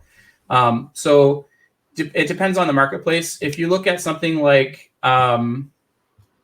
TeePublic was actually bought by Redbubble. So TeePublic and Redbubble are actually owned by the same company now. But TeePublic has flat rate pricing. And so the price, you don't actually set the price. You just get a set commission based on the item that's sold. And different items have different amounts that you get. Also, they have promotions. And so during a promotion, they might give you full commission. They may give you a partial commission, but the commission is set. It's a fixed price, right? Mm-hmm. So each marketplace will allow you to price things differently. Etsy, for example, you can price it whatever you want. You can lose money on a sale, right? And there may be an advantage to losing money on a sale. Maybe you're losing money on a sale to gain a client that you can retarget off of Etsy later. And if that's the case, you might make a ton of profit on that buyer connection in the future, right? So you might actually want to sell at a loss. I don't recommend it, but that's a potential strategy that you could use. Or some people will target price ranges, right? So they'll target outside of the mass buyer, they'll target specific buyer price ranges. So I've seen people have success with listings that are at the very bottom and they're like the most cheapest listing for that type of item, right? You'll do that to get reviews, for example, on Amazon. And then once you have the reviews and you have that sort of engagement, then they'll start to raise price over time. It's a very popular strategy for Merch by Amazon listings. Other people will start at a high price and then they'll drop it down and trigger a bunch of like price watch services or price watch services or people are watching for price drops. There's different ways to price things. And then there's also different categories and qualities of different items, and each one of them pays differently. The platforms, they pay differently. Some of them are percentage, some of them are a royalty, some of them are the spread between the buy and the cost for what you're buying and selling. It does depend on the platform and the marketplace. And again, it's hard to answer all these questions, not necessarily because there's not an answer. It's because there's so many answers for each question. And that's right. I don't want to keep coming back to this, but I literally wrote this to get it. I get into the weeds in the book. Like I get into like, what is this marketplace? How does it work, right? How does this other marketplace work? And how do you get paid on this particular marketplace? How do you optimize an existing listing? How do you take a design and put it across multiple marketplaces and make each listing optimal for its own marketplace, right? So it's very detailed, right? And how you implement it can really make or break your entire business model. And there's more than one business model. There's a lot of different ways to do it, right? Right. how do you come up with design ideas? Yeah. So again, people do this differently. Print on demand is so crazy. It's like a whole different universe, right? So some people will go and they'll see what are the most popular things currently, right? So like what are some designs that are making sales? And you can actually go and use tools like Merch Informer or Merch Titans or Merch Ninja. These are 3 different platform or tools. Each one of these tools allows you to see specifically, and they're all designed to work with Merch by Amazon on Amazon using the actual data from Amazon. You can actually see which designs are making the most sales, right? So you can see at what price point do people make the most sales? What's the design title? What's the actual image? Like what's the listing? You can see all the listing information and you can see which ones are making the most sales. So if you want to target something that you know there's buyers for, you can use a tool like that and you can make stuff that you know has an audience, right? Other people will just kind of have a notebook handy, right? They'll just take notes. So they'll be like, oh, that's interesting. I'll write that down. And they'll write it down. And they'll be like, oh, I wonder, I noticed my neighbor's gardening today. So maybe I'm going to make a gardening design today. And well, what kind of gardening is it? Are they making like fruit trees? Are they making plants? Are they making flowers that bloom? Or are they making an edible garden? Right? They're totally different consumer potentially, right? Or is it somebody that's doing landscaping? Maybe somebody is doing cutting the grass, or maybe they're trimming hedges, or maybe they're raking leaves if they're in a place where the leaves fall off the trees, right? There's all kinds of ways that you could come up with a concept or an idea, and it's almost limitless. Like you could just go to an airport and see what on other people's shirts. There clearly people are buying these things because they're wearing them, right? So there's text-based phrases, there's image-based designs. There's people that make designs based around the object they're making a design for. So for example, if you're making a yoga mat, right, it's probably not going to work as great as a text-based design. You might want a pattern design so that actually looks like a nice pattern. Whereas if you're making like a t-shirt, maybe a text-based design is better, where you actually have like a phrase or a saying or a joke or like a quirky pun or something like that, right? And if you want ideas for these, they're literally everywhere. So you could just read the news and see what people are holding up on their signs. They're protesters, right? Like they're protesting something. So you could make a design that caters to anything that somebody is passionate about, because passionate people tend to buy products they're passionate about. So if somebody's really, maybe they're really into electric cars, right? So they just love electric cars. So maybe you want to make a whole series of designs, like 100 different designs just for people who love electric cars, right? There's other people who'll be like, no, forget electric cars. I'm into classic cars, right? I like the big engines, right? I want a muscle car, right? So you might make a whole bunch of different designs that are catered to that group of people who's passionate about muscle cars, about big engines and fast cars, or like old classic cars, right? Or you might say, okay, well, like there's a whole audience that's really not into cars, they're into trucks, right? So maybe you make a whole different bunch of designs that cater to people who are into trucks or into truck things, right? So it's like saying, how do you come up with a product idea for Amazon? Well, it turns out Amazon sells a lot of things to a lot of people, and you kind of have to just kind of look, right? So some people base it on data. So you can look and see what do people buy, and then based on that, make designs around things that you know an audience is there for. Or you could say, okay, what is an under-reached target market? So for example, people that like adult coloring. There's a lot of people that color. They have coloring books. They buy tons and tons of pencils and coloring books, and maybe some of them are into pencil crowns. Maybe some of them are into crowns, like wax crowns. Maybe some other people like felt tip markers, and they like to color with those. Each one of those is a subset of a niche, right? So a niche of a niche. So within the industry, within print on demand, there's some terms that people use. So do you want to go wide or you want to go deep, right? So wide would be like everybody who likes coloring. There's all kinds of different coloring, but deep might be like, I want to really specifically, talk about people who like multicolored wax crowns, because that's a very specific group of people, right? And if they're online searching for that thing and you have a design that's specific to that specific group, you're very likely to come up in their search, because they're going to be looking for multicolored wax crowns. And if that's part of your design, and that, the thing that you put on a shirt, for example, targets that group, well, and all of a sudden that's good. I should also point out print on demand. So the whole time we've been talking, we have a general slant or definite tilt towards articles of clothing, right? We're talking about t-shirts a lot, or shirts, or hooded sweatshirts, things you put a big design on. That's the first thing that comes to mind, actually, when you think of print on demand. Yeah, and so that's kind of the common thing that people do. So what happens is when people get into print on demand, if they don't know what else is available, they're going to gravitate towards that. But it turns out there's a lot of designers targeting t-shirts. Imagine if you were the one designer who was targeting gift wrapping paper, right? And then all of a sudden you've just eliminated all the t-shirt people. You don't even care what they make because you're not making t-shirts. You're making gift wrappers, right? Or you'd say, okay, well, I'm going to become like the print-on-demand person for skateboards, and I'm going to sell them on Dazzle. I'm going to have a whole skateboard line. In fact, I'm going to target skateboard shops, right? And then I'm going to have a Shopify store, and I'm going to drive traffic to my Shopify store. And I'm going to sell skateboards there. And then each one of them is going to have a unique design. There's different types of skateboards, and some of them are longboards, and some of them are flat boards, and some of them are display boards. Some of them are for competition use. I mean, you could have entire product lines that are using print on demand, but have absolutely nothing to do with t-shirts, right? So when you do all these other products, how do you manage product quality? I mean, skateboards, you know, that's product quality is, of course, super, super important for a product like skateboards. So how do you manage that? I mean, you don't have control over the quality of the product, actually. So some people will order the product and see what it looks like. And some people will find out what is the technology used for the creation of the product. And so the technology sometimes determines the quality in the world of print on demand. So I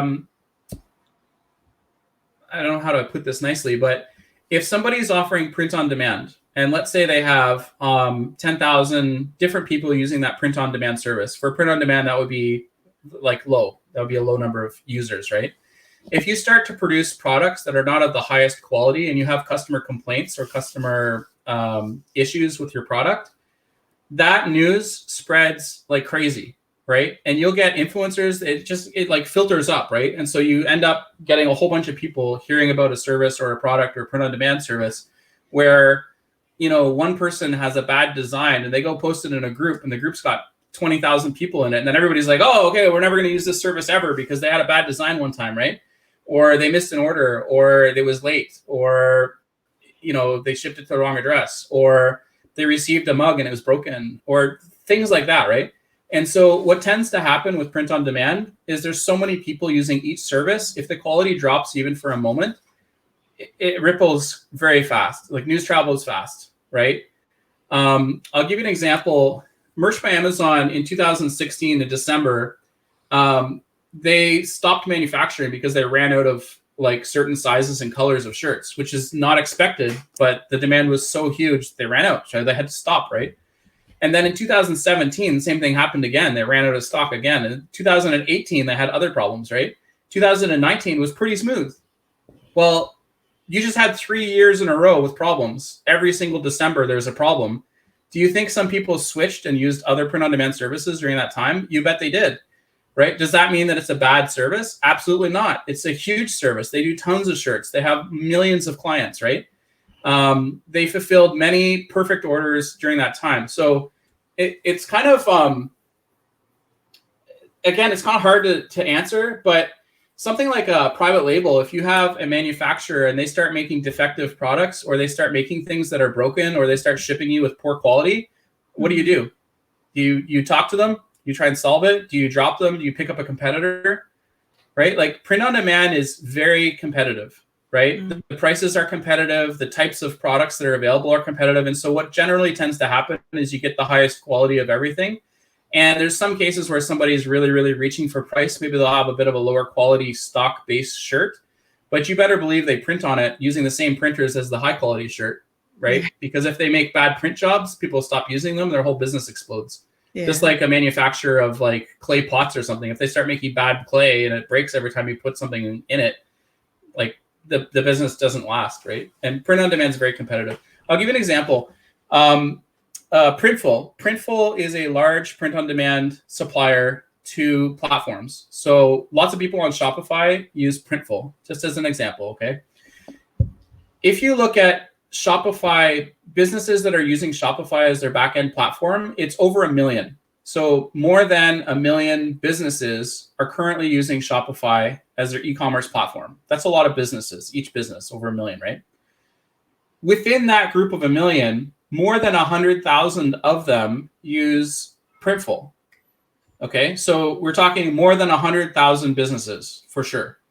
So more than 100,000 businesses are currently using Printful at the moment. Okay, I heard some people say, I'm never using Printful because they weren't meeting my shipping times on time. I'm like, okay, well, that's fine. You're not going to use it. But then this person happened to be an influencer. I'm not going to mention any names because, people get upset about it. But if somebody says to their entire audience, I'm not using Printful because I had a bad print job and they missed, 13 orders out of the last 6,000 that I made. So I recommend everybody uses this other service instead. Many people will move to that other service, but there's still like more than 100,000 people using Printful. So does that mean it's bad or is it good? How do you define that, right? They're still in business and they're expanding extremely rapidly, right? The other thing is capacity issues. So one of the challenges for any print-on-demand manufacturer is that you do get a huge spike in Q4. Like it really ramps up. It's not even close. It's not double or triple. It's like 10 times as much, right? Because you don't run out of inventory from a listing standpoint. And so all the listings are always active all the time. And it's not like Amazon Fulfilled by Amazon. When you run out, you kind of delist it because it's not available anymore. With print on demand, it's always available, right?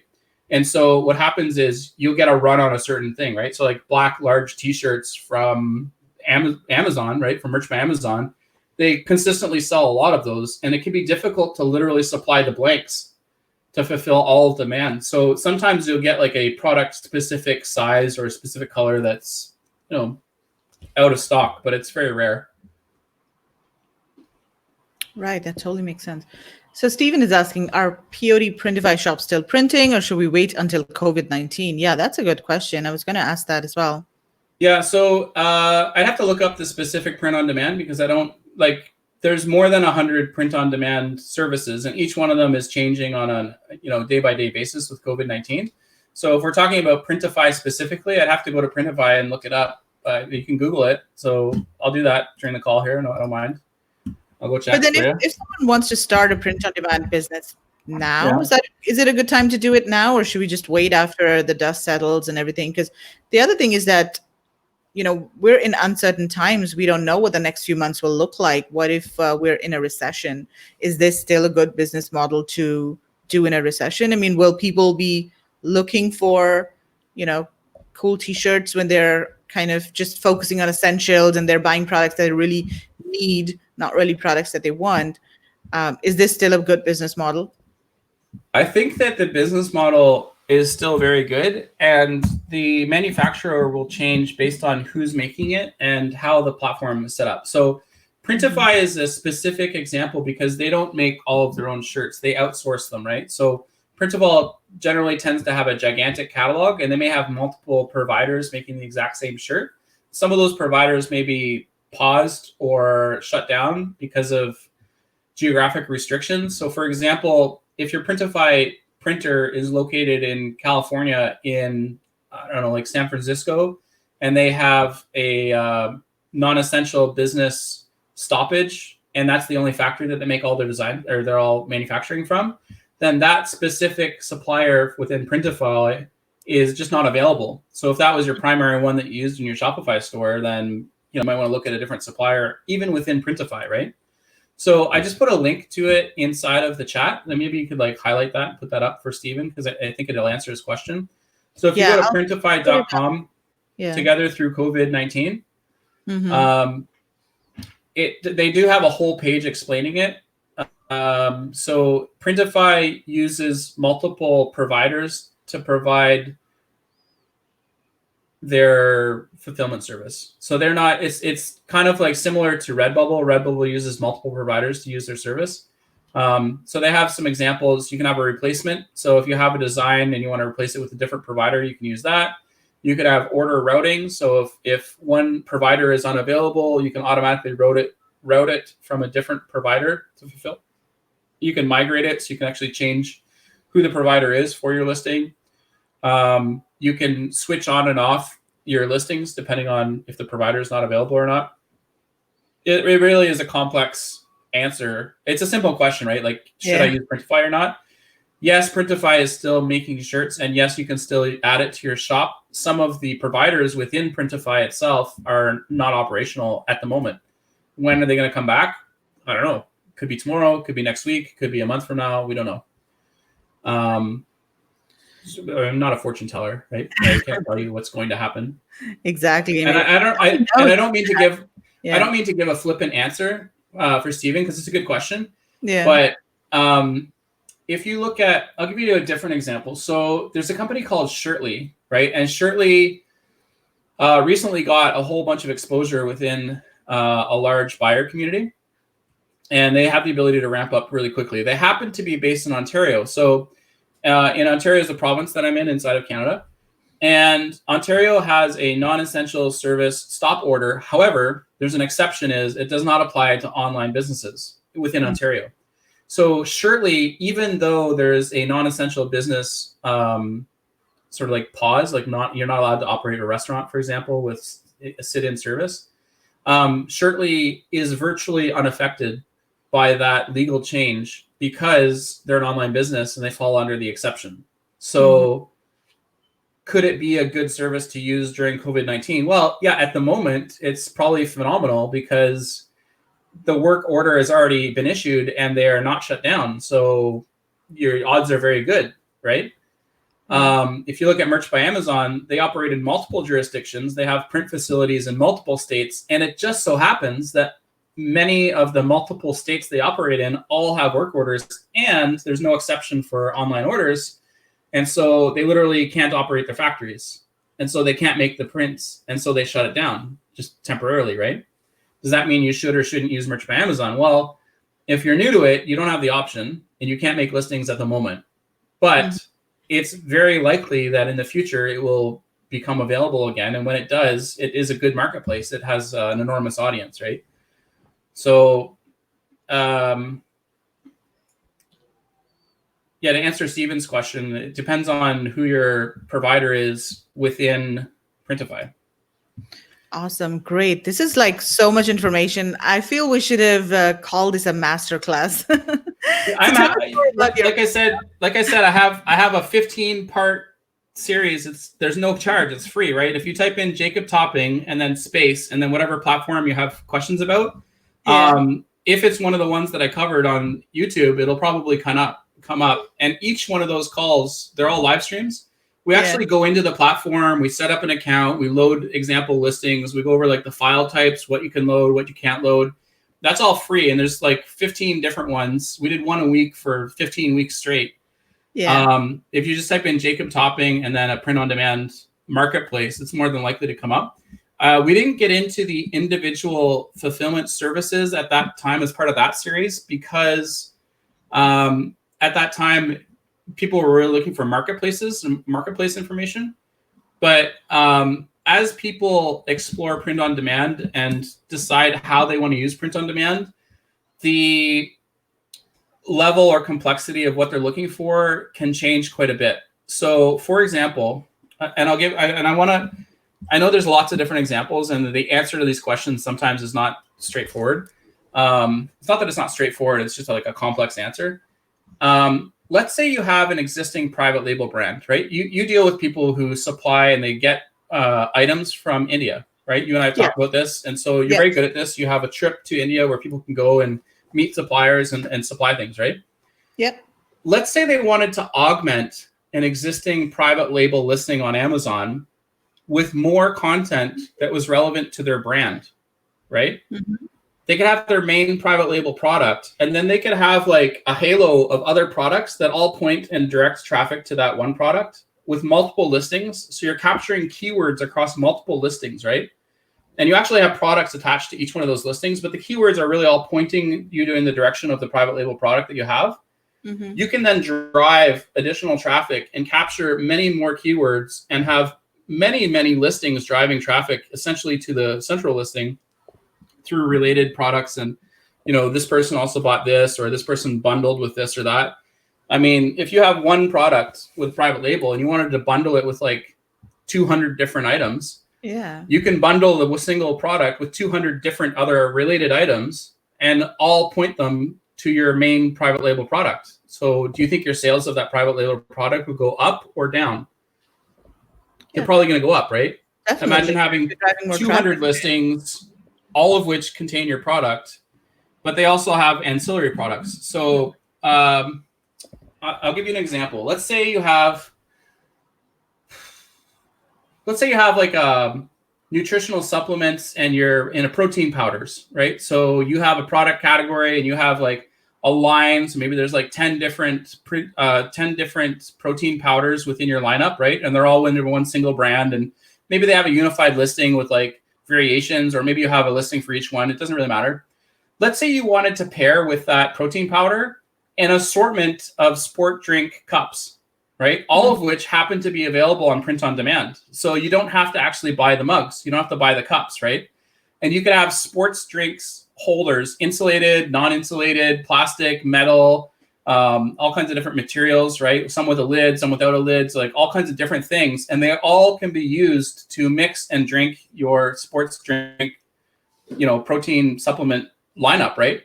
So if each one of those listings that you have, let's say you normally have 10 listings just because you're trying to capture more audience that way, you could turn the 10 listings into like 200 listings, right? Just by adding 20 different mugs, each paired as a joint product with the print-on-demand item. But all of a sudden now you have 200 listings versus 10. Which do you think is more likely to get more traffic, right? Let's say you have a protein powder and you're white labeling it. And so your competitor uses exactly the same powder. It's exactly the same formulation. Everything's exactly the same. The ingredients are the same. The mix is the same. It's the exact same thing, right? You have a different label on it. It's white label, right? All of a sudden you have 200 listings and they're all pointing traffic to that one supplement with attached products. And those products are all print on demand. So it costs you nothing to get the extra inventory. You have a competitive advantage. You have more keywords. You have more data. Right. Plus, if it turns out that somebody really likes a particular mug and you want to pick that up as a supplier for that mug, you could do that too. Right. So there are some ways that you can use print on demand to really drive traffic in maybe some less common methods. Right. So some different ways you could do that.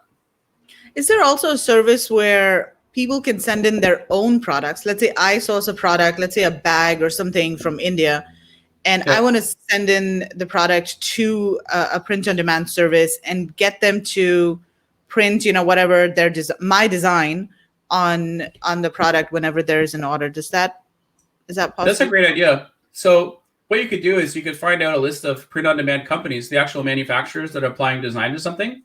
And if the product that you have is something they could apply that design onto, you may want to contact them and say, hey, why don't you add this to your print-on-demand catalog? And maybe that catalog is attached to a marketplace. And then all of a sudden you have a new stream. It's more of a business to business move. It's not business to consumer.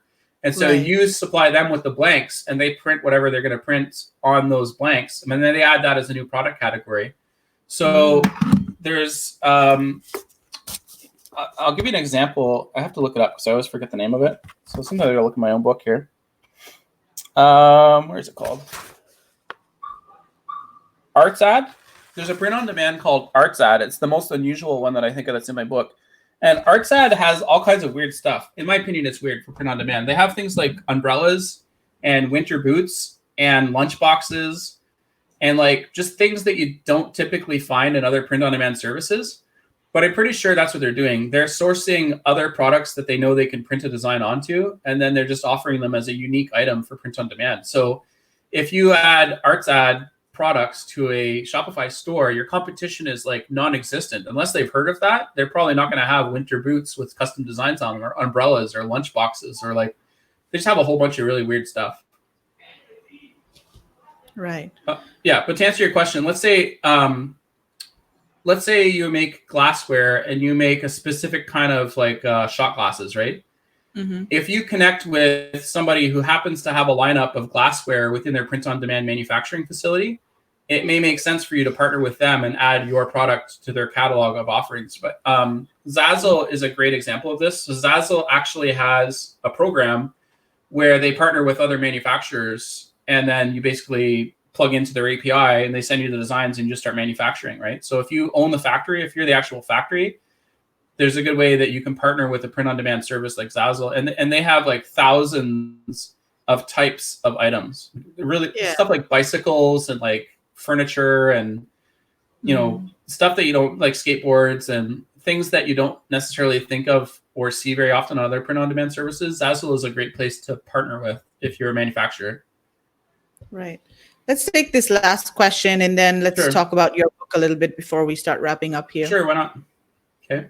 if you're not a designer, will it be tricky to outsource designs to freelancers? Who owns the rights to the designs? Oh, this is a good question. So, and this is a good lead in into the book because you mentioned that you wanted to talk about it. So, where do you get the designs to put into whatever print-on-demand solution you happen to go with, right? So whether it's a marketplace or whether it's an integration with an existing store or whether it's an integration that connects to a marketplace, it doesn't really matter. The question is around designs, right? Where do you get your designs and who owns the rights to them? So in the book, I go through many different ways to get designs. So for one, I show you how to make your own designs. What tools can you use? I go through paid tools like Adobe Photoshop or Adobe AI, what is it called? Adobe Illustrator. Things like that. It's kind of at the high end. I go through like Affinity Designer, which is similar to Adobe products, except there's a one-time fee, so you're not paying a monthly subscription to it. I go through free tools like Inkscape or GIMP, which are, again, like design tools that you can use, and they're free. They don't cost anything, right? So if you want to use those to make your designs, you can do that. If you wanted to not use your desktop, you want to make designs on your phone, right? I go through apps that you can use to make designs on your phone using images or using design elements, right? There's services and apps that you can use. Some of them are paid, some of them are free, some of them are free with a paid option, right?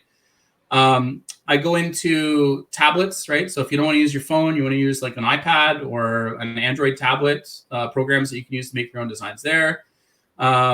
I go into services that are online based. So let's say you don't want to use your device, you want to have it in the cloud or like on the web. So there's services that you can use to make designs on the web. So some of the services are built into other platforms, and I go through which ones have them and which ones don't. Let's say you don't want to make any designs. Okay, I'm not a designer. I want to make no designs. I don't even want to make up text-based designs. I don't want to type in something and just load it up, right? I want to pay somebody to make my designs. It's just where Ezekiel, I think, is heading. So who do I use, right? Do I go to Fiverr? Do I go to Design Pickle? Design Pickle is an unlimited design service where you can request an unlimited number of designs, and they make the designs for you, 5 days a week. They just all day, every day, as many designs as you want. You pay a flat fee, right? Floxy is another design service. Brandstrong is another design service. These are all considered unlimited design services. Penji is another one. So you send them a description of what you want, and they make an original design using either completely designed from scratch or using components of the image, which they have a licensed right to, and then they pass on that certification if they use another element to you. So you actually have a certificate that says, this is a design, you own it. It uses the picture. The picture is from Getty Images. Here's the design license number reference and a certificate that says you have right to use that piece of the design, right? So in terms of who owns the rights, when you pay a design service like that, you own the rights when it's created. And the tricky part is you got to find somebody who you trust to make the designs, who owns the rights to make you the designs, to give you the rights for what you're buying, right? So design service is great for that because that's their whole business, is they make designs and they give you the rights to it, right? Or you could use a design service that's specific to print on demand, right? And in the book, I go through multiple design services where they have ready-made for you designs. So you can buy a package of designs. You can say, okay, I want to buy like 50 designs that are Christmas-based designs. And, maybe it's like Santa Claus coming down a chimney. Maybe it's snowflakes. Maybe another one's like snowmen. Another one is like Christmas trees. Another one is like Christmas in July. But there's 10 designs in each pack, and you're buying a pack of 50 altogether. So you're getting 50 different designs. And all the designs are there. And then within that, some of those design services give you just the design, right? And then the rights to it. Or some of them give you the design and the description, so you know exactly what it is that you're doing. Some of them give you the keywords, right? Some of them just don't even give you a design. They give you the title and the keywords, and they allow you to use that to use your design service or make your own. I also, like in the book, I go through how you can automate 100% of your business. There's a whole chapter on it, chapter 7. And in that, I show you how to outsource, right? So if you wanted to create a virtual assistant team of designers, how to find them. And I go through not just one, but I go through multiple different services where you can create outsourced teams of designers. either through a design platform or through a virtual assistant where you can select like designers as the type of person that you want to hire. So I show you how to do all of those things in the book. I also go through services where you are buying time from an existing designer. There's a lot of different ways that you can get the designs, and I go through. There's more than 20 different ways in the book where I go through multiple services for each of those ways to get the designs. So everything from like make your own, pay somebody, train somebody, hire somebody, forget about the person, just buy the designs. There's like many different ways to get the designs, whether everything across the full range from like I design nothing to I design everything. It's all the way in between. And the book covers all of those. And it goes into in depth on each of them. Wow. I was just thinking, and somebody had a question over here as well.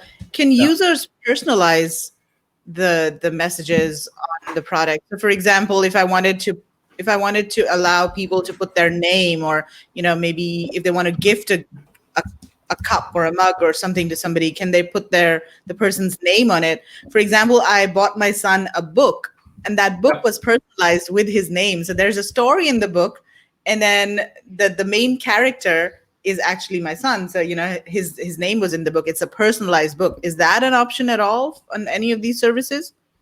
Absolutely. Yeah. So there's different ways you can do that.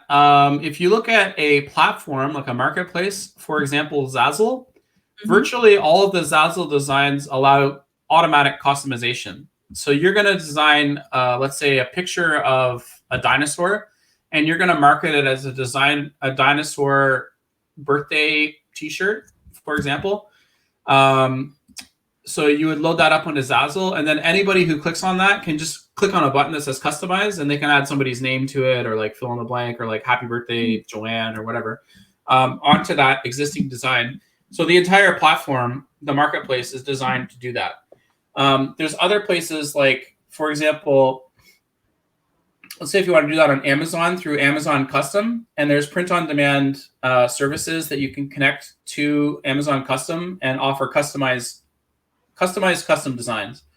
So the listing itself would be the item, and it would be the design, and then you can offer customization around that. So whether it's names or places or labels or whatever you want to add to it. And there's print-on-demand services that you can connect to that. So Print Tech is an example of one. It's print and then TECH, I believe. And Print Tech uses T-Rex as their backend, and they offer print-on-demand with customization and integration. So they integrate with Amazon, Etsy, Shopify, and WooCommerce. So any one of those 4 areas you can connect to, and then within Shopify and WooCommerce, you could then connect that onto other marketplaces. And that's where it gets a little bit more complex.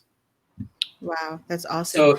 So the answer is definitely you can offer customization on top of print on demand. So not only is it print on demand with a custom design, but you can actually have personalized custom print on demand designs. So yes.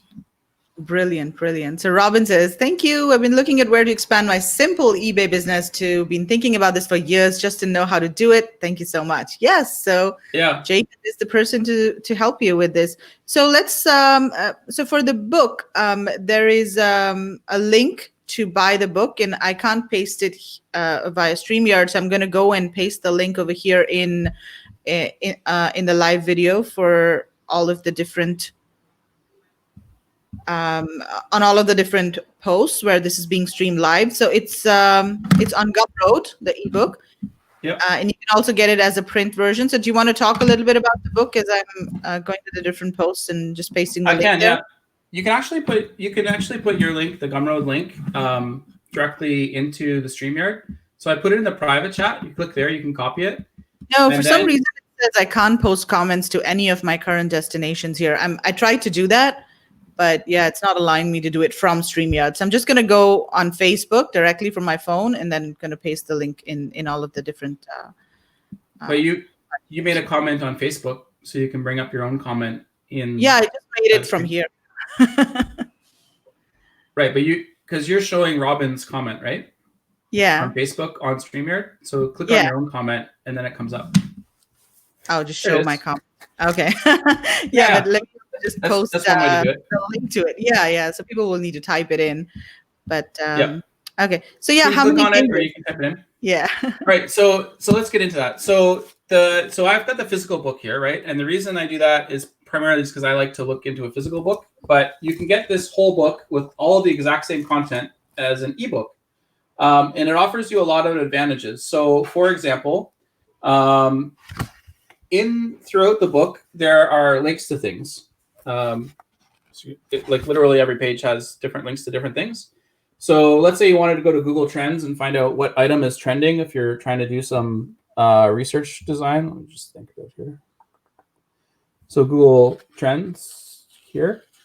And so I'll have the actual link there. In the book, I've printed it out so you can actually read it and type it in. But if you have the ebook, you can just click on it, right? You just click on it and it goes directly to the link. So trends.google.com/trends. The book itself covers many different aspects of print on demand. So it goes from everything like, what is print on demand? How does it physically work? Like, what is the actual process, right? How do you get designs into a website so that you can make a listing so that people can buy it?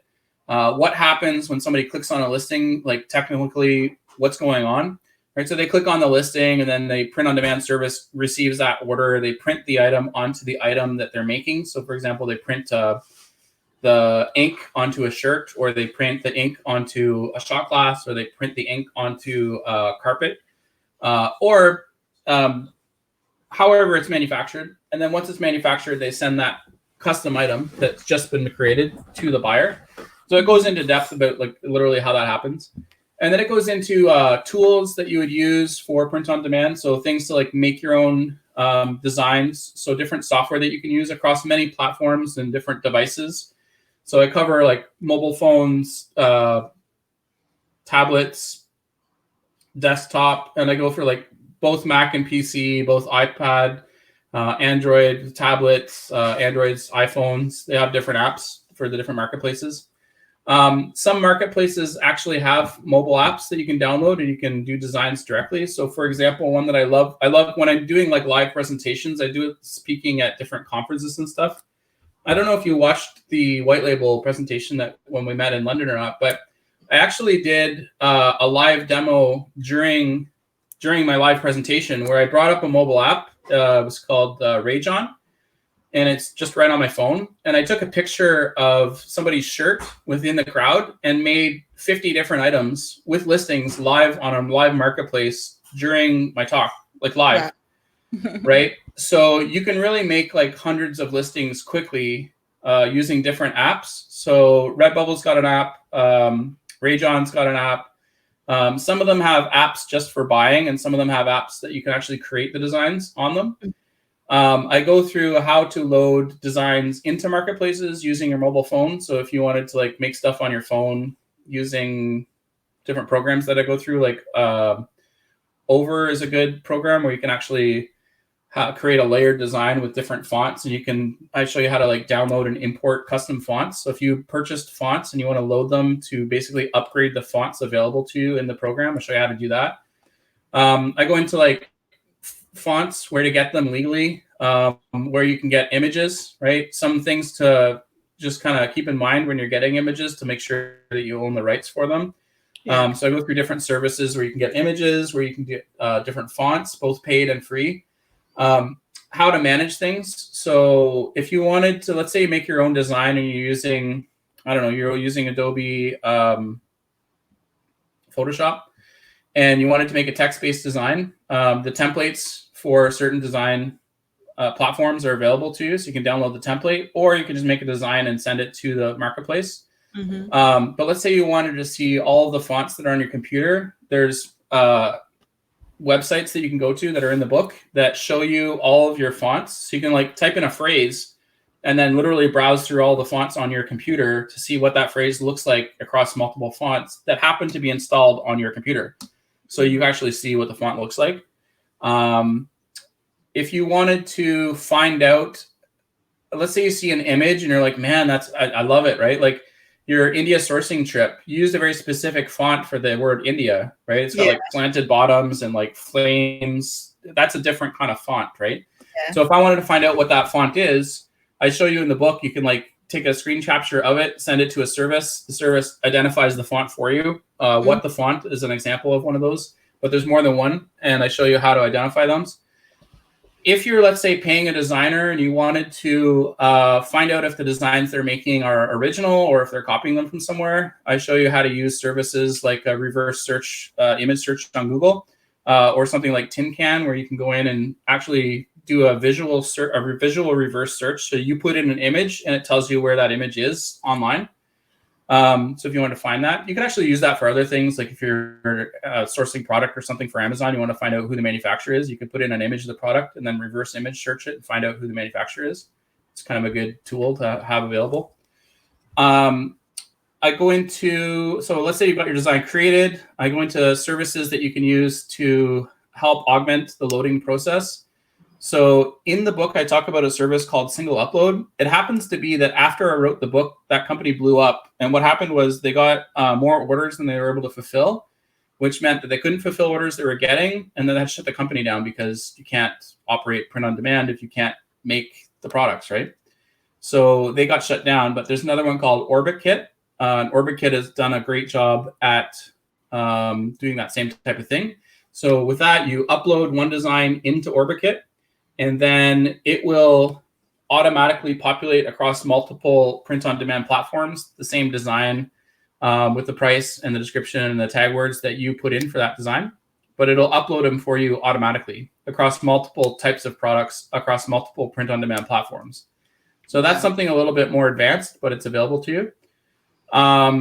There is a service called Merch Wizard. Merch Wizard allows you to pull your Merch by Amazon designs out of Merch by Amazon and then puts them into Airtables, which is a cloud-based spreadsheet service, which allows you to sort and filter all of your designs. So for example, let's say I was using 5 different sources to create my design, and I wanted to find out which of my designers that I use has the most sales. You can set up cross tables inside of Airtables using Merch Wizard. That basically show you which designers are making the designs that are selling the most. It's kind of a good thing to have, right? That is absolutely, yeah. If you have a bunch of designs and you're using text-based designs, you could use the same principles. So you can actually tag the fonts that are used in your designs, and then you could do a filtered search within the Airtables that shows you which of the designs that uses fonts are making the most sales. And you might reveal something that perhaps a particular font is making a lot more sales than other fonts. So maybe you want to use that font more, for example. You can sort by price, right? So you could say like, at which price do I make the most sales for my things? So that's kind of another thing you can do using Airtables. In Airtables, you can get a certain number of records in an Airtable for free. And then after that, it's like a paid model. So I think it's $10 a month, gets you 500 or something.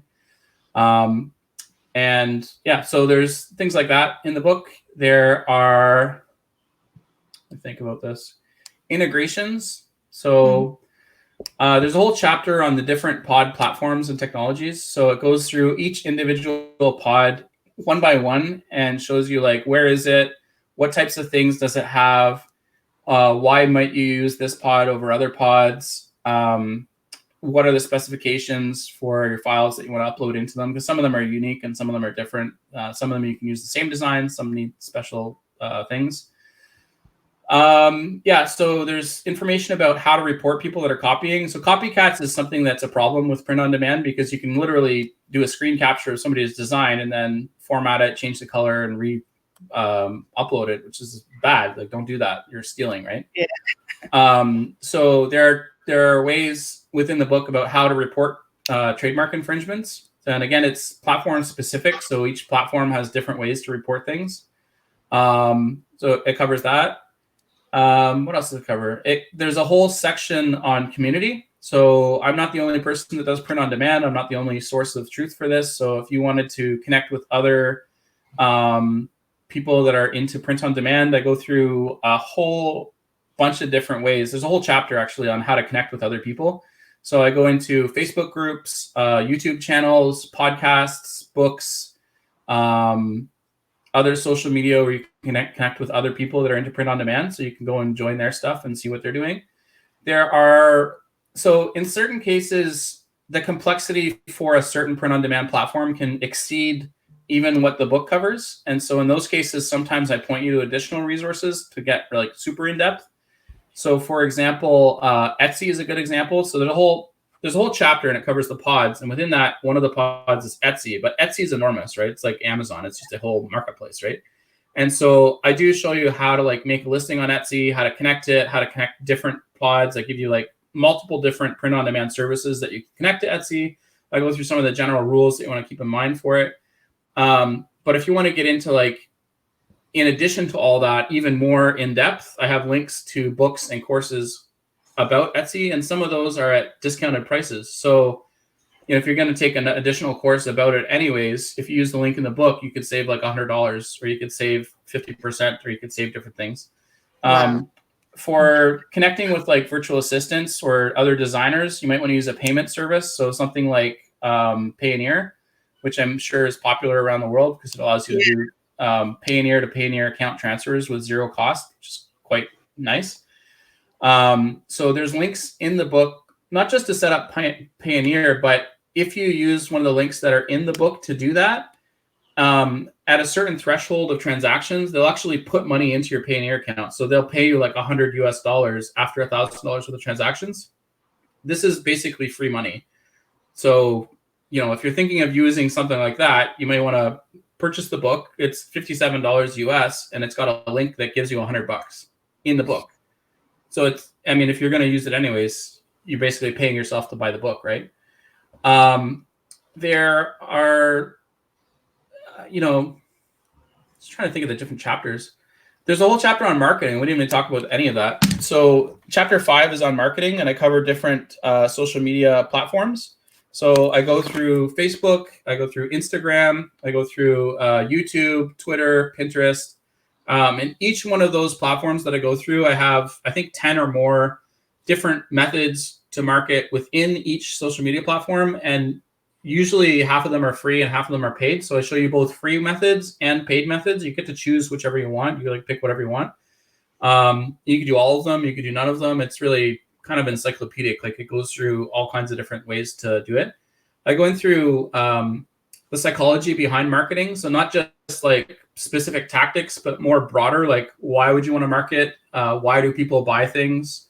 Somebody might buy something not based on price, but maybe they're basing it based on availability or about shipping time.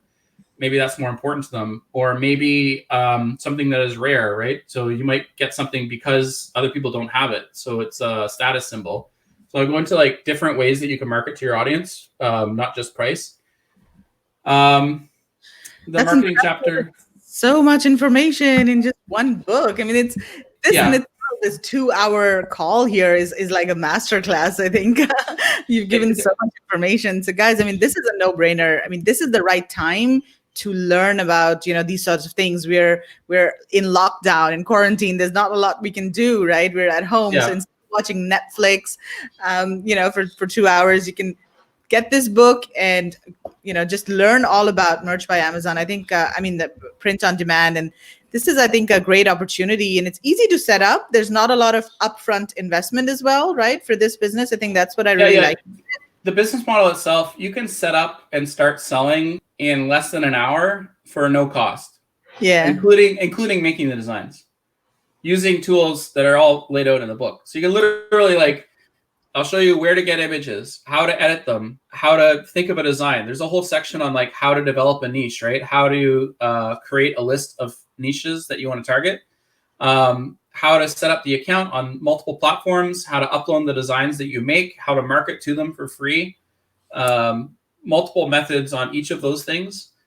It really is. It's a very content-rich book, and there's certain cases where if the complexity is so high that it doesn't make sense to write it down because it'd be like a book within a book, I do have a lot of links for free to videos, right? So there's literally hundreds of links in the book, many of which, so dozens of them, go to videos which explain it in a video format, how to do something or where to do something, right? So in addition to me explaining it in words, I also have links to videos showing you how to do things. Well, Jacob, thank you so much for your time today. It's getting really late there. It's 11 p.m. now. So I'm going to let you go. But this I is do want to cover a couple other quick things that are in the book that we didn't mention at all. Okay, go. There's a whole chapter on automation. So it tells you how to automate literally 100% of the process, from design creation to loading to marketing. There's a section in there where I get into how to use artificial intelligence to design and run ads for you that auto manage themselves using a computer. Yeah. So for example, if you wanted to create an email campaign or a Facebook campaign or an Instagram campaign, you can go in. There's a tool within Shopify called Kit. And Kit used to be like $300 a year, and now it's free. It's built in. Like Shopify bought them and integrated into the platform. So you can use Kit to actually design ads around the designs that you have on your shop. And it will. And when I'm talking, like, you don't write the price or the copy. You don't make a description. It does everything for you. It's completely automated. It's a computer doing it. It's not a person. It's a automated. It's a artificial intelligence. And I wrote about that almost 3 years ago. And if you know artificial intelligence, you know that every time it does a transaction, it improves, right? And so it has been improving based on tens of thousands, if not hundreds of thousands of ads that it has run across multiple ad marketplaces. It's really good. Like, it's getting a lot better, right? So at the beginning, it was pretty good, and they got a little bit better, and then a lot better, and then a lot better, and now it's crazy good.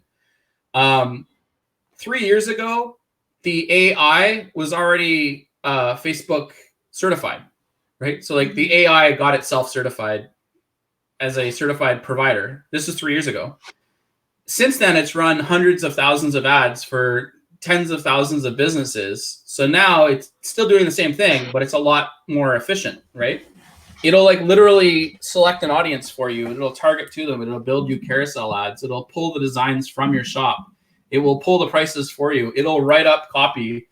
It will send like email triggers, right? So you can do email campaigns, and it's all fully automated. Like, it's literally, you can talk to it through Facebook Messenger. You can be like, hey, can you make a design on these 4 designs? And it'll be like, sure. How much do you want to spend? $10, $20, $50, right? You press like $50 and it does the whole campaign and sends you the ad.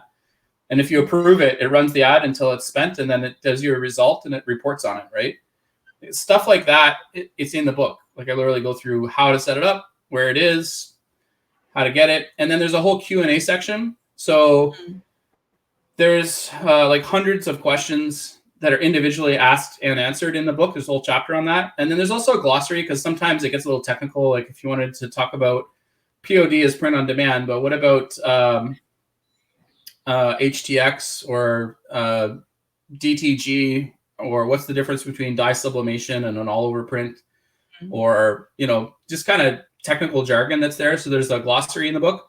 And then if you use Megla's link, in addition to the entire book, which has everything we've been talking about in here, it also gives you bonus files. And those bonus files give you things like, I have a spreadsheet on how to manage your content across multiple print-on-demand platforms. So you actually track like which designs you have on which platform, and what your keywords are, and what your prices are, and when you uploaded it, and all that kind of data can all be tracked within a spreadsheet that's provided for free within that Gumroad link. I also give you more than 2,000 different individual niches that you can build designs for. So if you're stuck, you're not sure what you want to build for, you just like open up the file, and there's 2,000 different ideas there that you can use any of them, right? So I go through special dates, anniversaries, special events. It's multi-country as well, so you can target different countries. There's also, if you don't like reading and you don't care to know the reasoning behind something, there's a whole link list. So there's over 300 links where you can just click on a link and find out what's there for yourself without reading about it. There's other digital files. So for example, I give you a snapshot of the Printful inventory, which gives you over 3,000 individual combinations. And you could literally use that to build print on demand into Amazon Seller Central. So there's a lot of content and information, and it's very detailed. And it's in the book, and or the files that are included with the book. Oh, and I also give you free updates for life. So it's currently in its 6th edition. It's mislabeled in Gumroad. It says 5th edition, but it's actually the 6th edition. And when the 7th edition comes out, you get that for free with no extra charge. So anybody who's ever bought my book ever on Gumroad gets all of the future editions when they come out for free. And it's already in its 6th edition. So it's already been updated 5 times. And it's $57, is it? Yeah. You pay one time and you get free updates for life.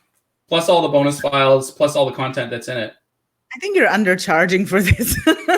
Yeah, I don't know. It's my first book. It's my first book that came out, and people. I put like I have my personal phone numbers in here, so if you want to like shoot me a text message or call me, I put my address in here, so you can send me mail if you want. Like I show actually, you know, it's funny in chapter 9, I show you how to use the book to make money on print on demand. So like right now, Megla is using this is no secret. You're using the affiliate link. The link that's there, you make money when people buy that. Okay, so they're supporting you if they buy my book. They're also supporting me. This is very good for you and I. It's also good for the person that buys the book. It's a book about how to make money. Yeah. So it kind of, generally speaking, pays for itself if you follow the information in the book. However, if you wanted to buy the book and do absolutely nothing with print on demand, but you think it's a great book, I show you how to use the book to make money from the book. It's like I think it's kind of ridiculous. But, so yeah, I don't know. What do you think, Magla? Like I think it's great. We talked for 2 hours. We met a few times. What do you think? Is it a good value? It is a great value. It's amazing value, really. I mean, I myself have been intrigued, and I'm gonna definitely look at some of these platforms to get some, merchandise printed for India sourcing trip, because the last we gave people, pens with their names written on them, and then we gave pens are pens, man. We did diaries with the India sourcing trip logo embossed on them, and then we did bags. We did a lot of different kind of things. So I've got some ideas now. I really like the idea of a jigsaw puzzle. So I'm thinking of doing a big jigsaw puzzle with the Taj Mahal on it, and then with the India sourcing trip logo on that. Absolutely. So I think that's going to be really good, just well, you could for people that go on the India sourcing trip, I'm willing to bet money that you at some point take a group picture. You could take the group picture and put it on a jigsaw puzzle. Oh my God. People to remember the trip, right? That is amazing. That is a great idea. Yeah, or if you want to get crazy, right? Because I know that you talk with a lot of people that sell online, right? Yeah. Imagine doing a puzzle where each puzzle piece has an additional tip or trick on how to list better or how to sell more. Yeah. You can literally have like a 500-word puzzle where every single puzzle piece has, tips on how to improve your online sales, right? You'd have 500 tips. It'd be great. Exactly. And I think now is a good time to sell puzzles because, people are at home, they're bored, and puzzles, take time. So it's a good way to kill like 2 hours or so. And you can also do print on demand on printed products, right? So you can do like books, notebooks, things like board games. You can do print on demand board games. You can do 3D print on demand. So you can do like physical objects on demand. There's a lot of stuff we did not talk about, right? You can do magazines, right? If you want to do a full cover to cover magazine on print on demand, that can be done. If you want to do, let's say, games or something, you could do decks of cards where it's an on-demand manufacture process. So you're making decks of cards, print on demand. Okay. There's just so many things that you could use print on demand to create. And again, for me, it's different for everybody, but for me, the things that I appreciate the most about print on demand in general are, number one, no capital outlay. I put up the design and it's available for sale. Exactly. If somebody buys it, you make money every time. Yeah. And if people don't buy it, you don't lose money, right? There's no storage fees. There's no shipping cost, right? There's no like, how much does it cost to get a landed product across continents or something? Like it's just all free, right? And it's instant. And you can do a massive volume. Like I'll give you an example. This is a cup. This is an insulated mug, right? Mm-hmm. And it's made out of ceramic, and it's got a lid on it. It's pretty cool, right? Yeah. It's print on demand, right? You can get this kind of thing print on demand. So you can get like all kinds of materials: wood, glass, ceramic, printed, etched, engraved, burned, leather. Yeah. You can do posters. You can do metallic posters. If you want to do a really nice, classy poster, you can do photographic images on demand, different sizes. You can do triglyphs. There's so many different things you could do. It's just crazy. I love it. Amazing. Yeah. So guys, all of you listening here, go get the book. It's just a no-brainer. I mean, it's just $57. And this is a great time to, sit down and read through the book and learn all about this. And, maybe you can even start your print on demand business now, today, tomorrow. It's a good time to start. Be a bit cautious, of course, about, the environment and what's going on, and be aware that Amazon by Merch is not available right now. So, just be a bit cautious, but there are other platforms as well. And yeah, I mean, just be aware that some of them might not be doing deliveries. So you have to do your research and make sure that you're going into, a platform where they're able to fulfill your orders and things like that. But otherwise, once all of the dust settles, this is definitely an amazing business model to diversify your business. I think that's something that people have realized over the last couple of years, whether in the last couple of months, I would say, whether it's your sourcing, whether it's the products you're selling, whether it's the marketplaces you're selling on, whether it's the type of business that you're doing, you've got to diversify, right? You can't just depend on one business model to survive. I mean, look at what's happening on Amazon right now, right? I mean, a lot of people are just losing their sales, and so yeah, diversification is really important, and this is a great business to do. So, Jacob, thank you so very much for your time today. I really, really appreciate it, and we should probably do this, as a paid masterclass the next time. I'd love to. My background is I'm an analytical guy. I take a lot of notes. This book is a result of people asking me questions. And I'm like, I had so many people asking me so many questions. It made more sense for me to write it down. And that's how the book started, right? Like people were just asking me questions. I just kept track of all the answers that I had. And then after it got for sale, I got very, very aggressive about researching. So it took, I actually tracked the hours for writing the book. And it's got more than 1,000 hours of research in it. So if you want, if you're thinking about print on demand and you know a little bit about what you think you might want to do, consider the amount of time it might take you to find out what you actually want to do, versus, you can kind of save a lot of your time by buying a resource which has it very condensed and it's laid out in an orderly fashion. So you can really go from like, what is it? How do I do it? What to do, pick a platform based on the information across the different platforms that's provided. And then decide, do you want to make your own designs or do you want to partner with somebody else that does it, whether it's a service or a person, or, you can make your own. And then you can later on, if you want, you can automate it, right? So you can really scale it too. Print on demand is something that can be scaled very rapidly. Right. There are tools and processes that enable you to scale it. There are techniques which allow you to. 2 people actually bought the book just now. I didn't know. Yeah, people are buying it like all the time. Yeah, that's awesome. Yeah, I mean, like the original first version of the book came out more than 3 years ago, and within its first year, it had just the book itself sold over $100,000 worth of it. So I can, based on, like, when somebody reads the book, it leads to more sales because they start to tell their friends and they're like, holy cow, I had no idea you could do this. I didn't know this was even possible. Wow, I can use this in a different part of another business, right? Or I can use this to integrate with something else. Or I had no idea you could do this or that, right? The tools, like specifically the whole chapter on marketing, that could probably be its own book. It's very thorough, right? It gets into like influencer marketing, how to identify markets, how to build free groups. Like it really does get into the weeds on how to do things. It's not a general book. It's not like we're talking very high level on this video here. The book gets into details about like exactly how to do things. And what I generally find is that people that read it, they'll read it and then they'll talk to a friend and their friend are like, oh, I've never heard of that. I'd be like, yeah, you got to get this. And then it leads to generally a whole bunch of sales. And then you get a whole group of people that are all kind of reading it. There's actually, this is funny. Somebody started a paid mastermind group on Facebook that was centered around the book. Not my group. Like people pay a monthly fee to go through my book. That's right? awesome. Do you get some royalty? That's how crazy the content is. Well, yeah. So before they launched it, we had a deal where everybody in the group gets my book, and they're actually buying those copies. So I'm happy for them to, go ahead and buy the book and like have a mastermind around it, right? Like build your whole. There are people that I'm pretty sure based on content that I see, because I know what I put in and I know where it came from.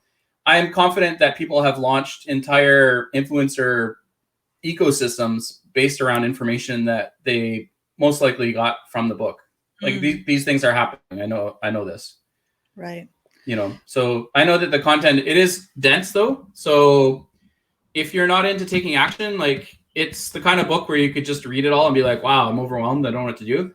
I would recommend taking a little bit, putting it into action, and then moving to the next part, putting it into action, and then moving to the next part. You can build up quite an array of skills by going through it and putting into action what you learn, right? Cool.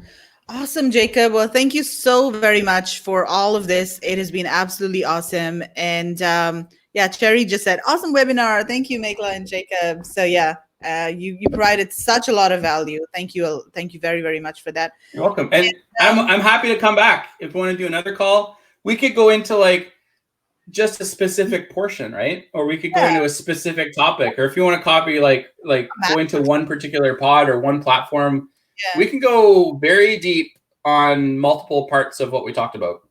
This is just like a 2-hour broad overview. Just a 2-hour broad overview. Yeah, why not? Awesome. Okay, cool. So so let's talk about it, and let's see what we can do. So you have a good night, and I will see you around. All right. Thanks, Megla. Thanks a lot. Thanks, guys. Bye.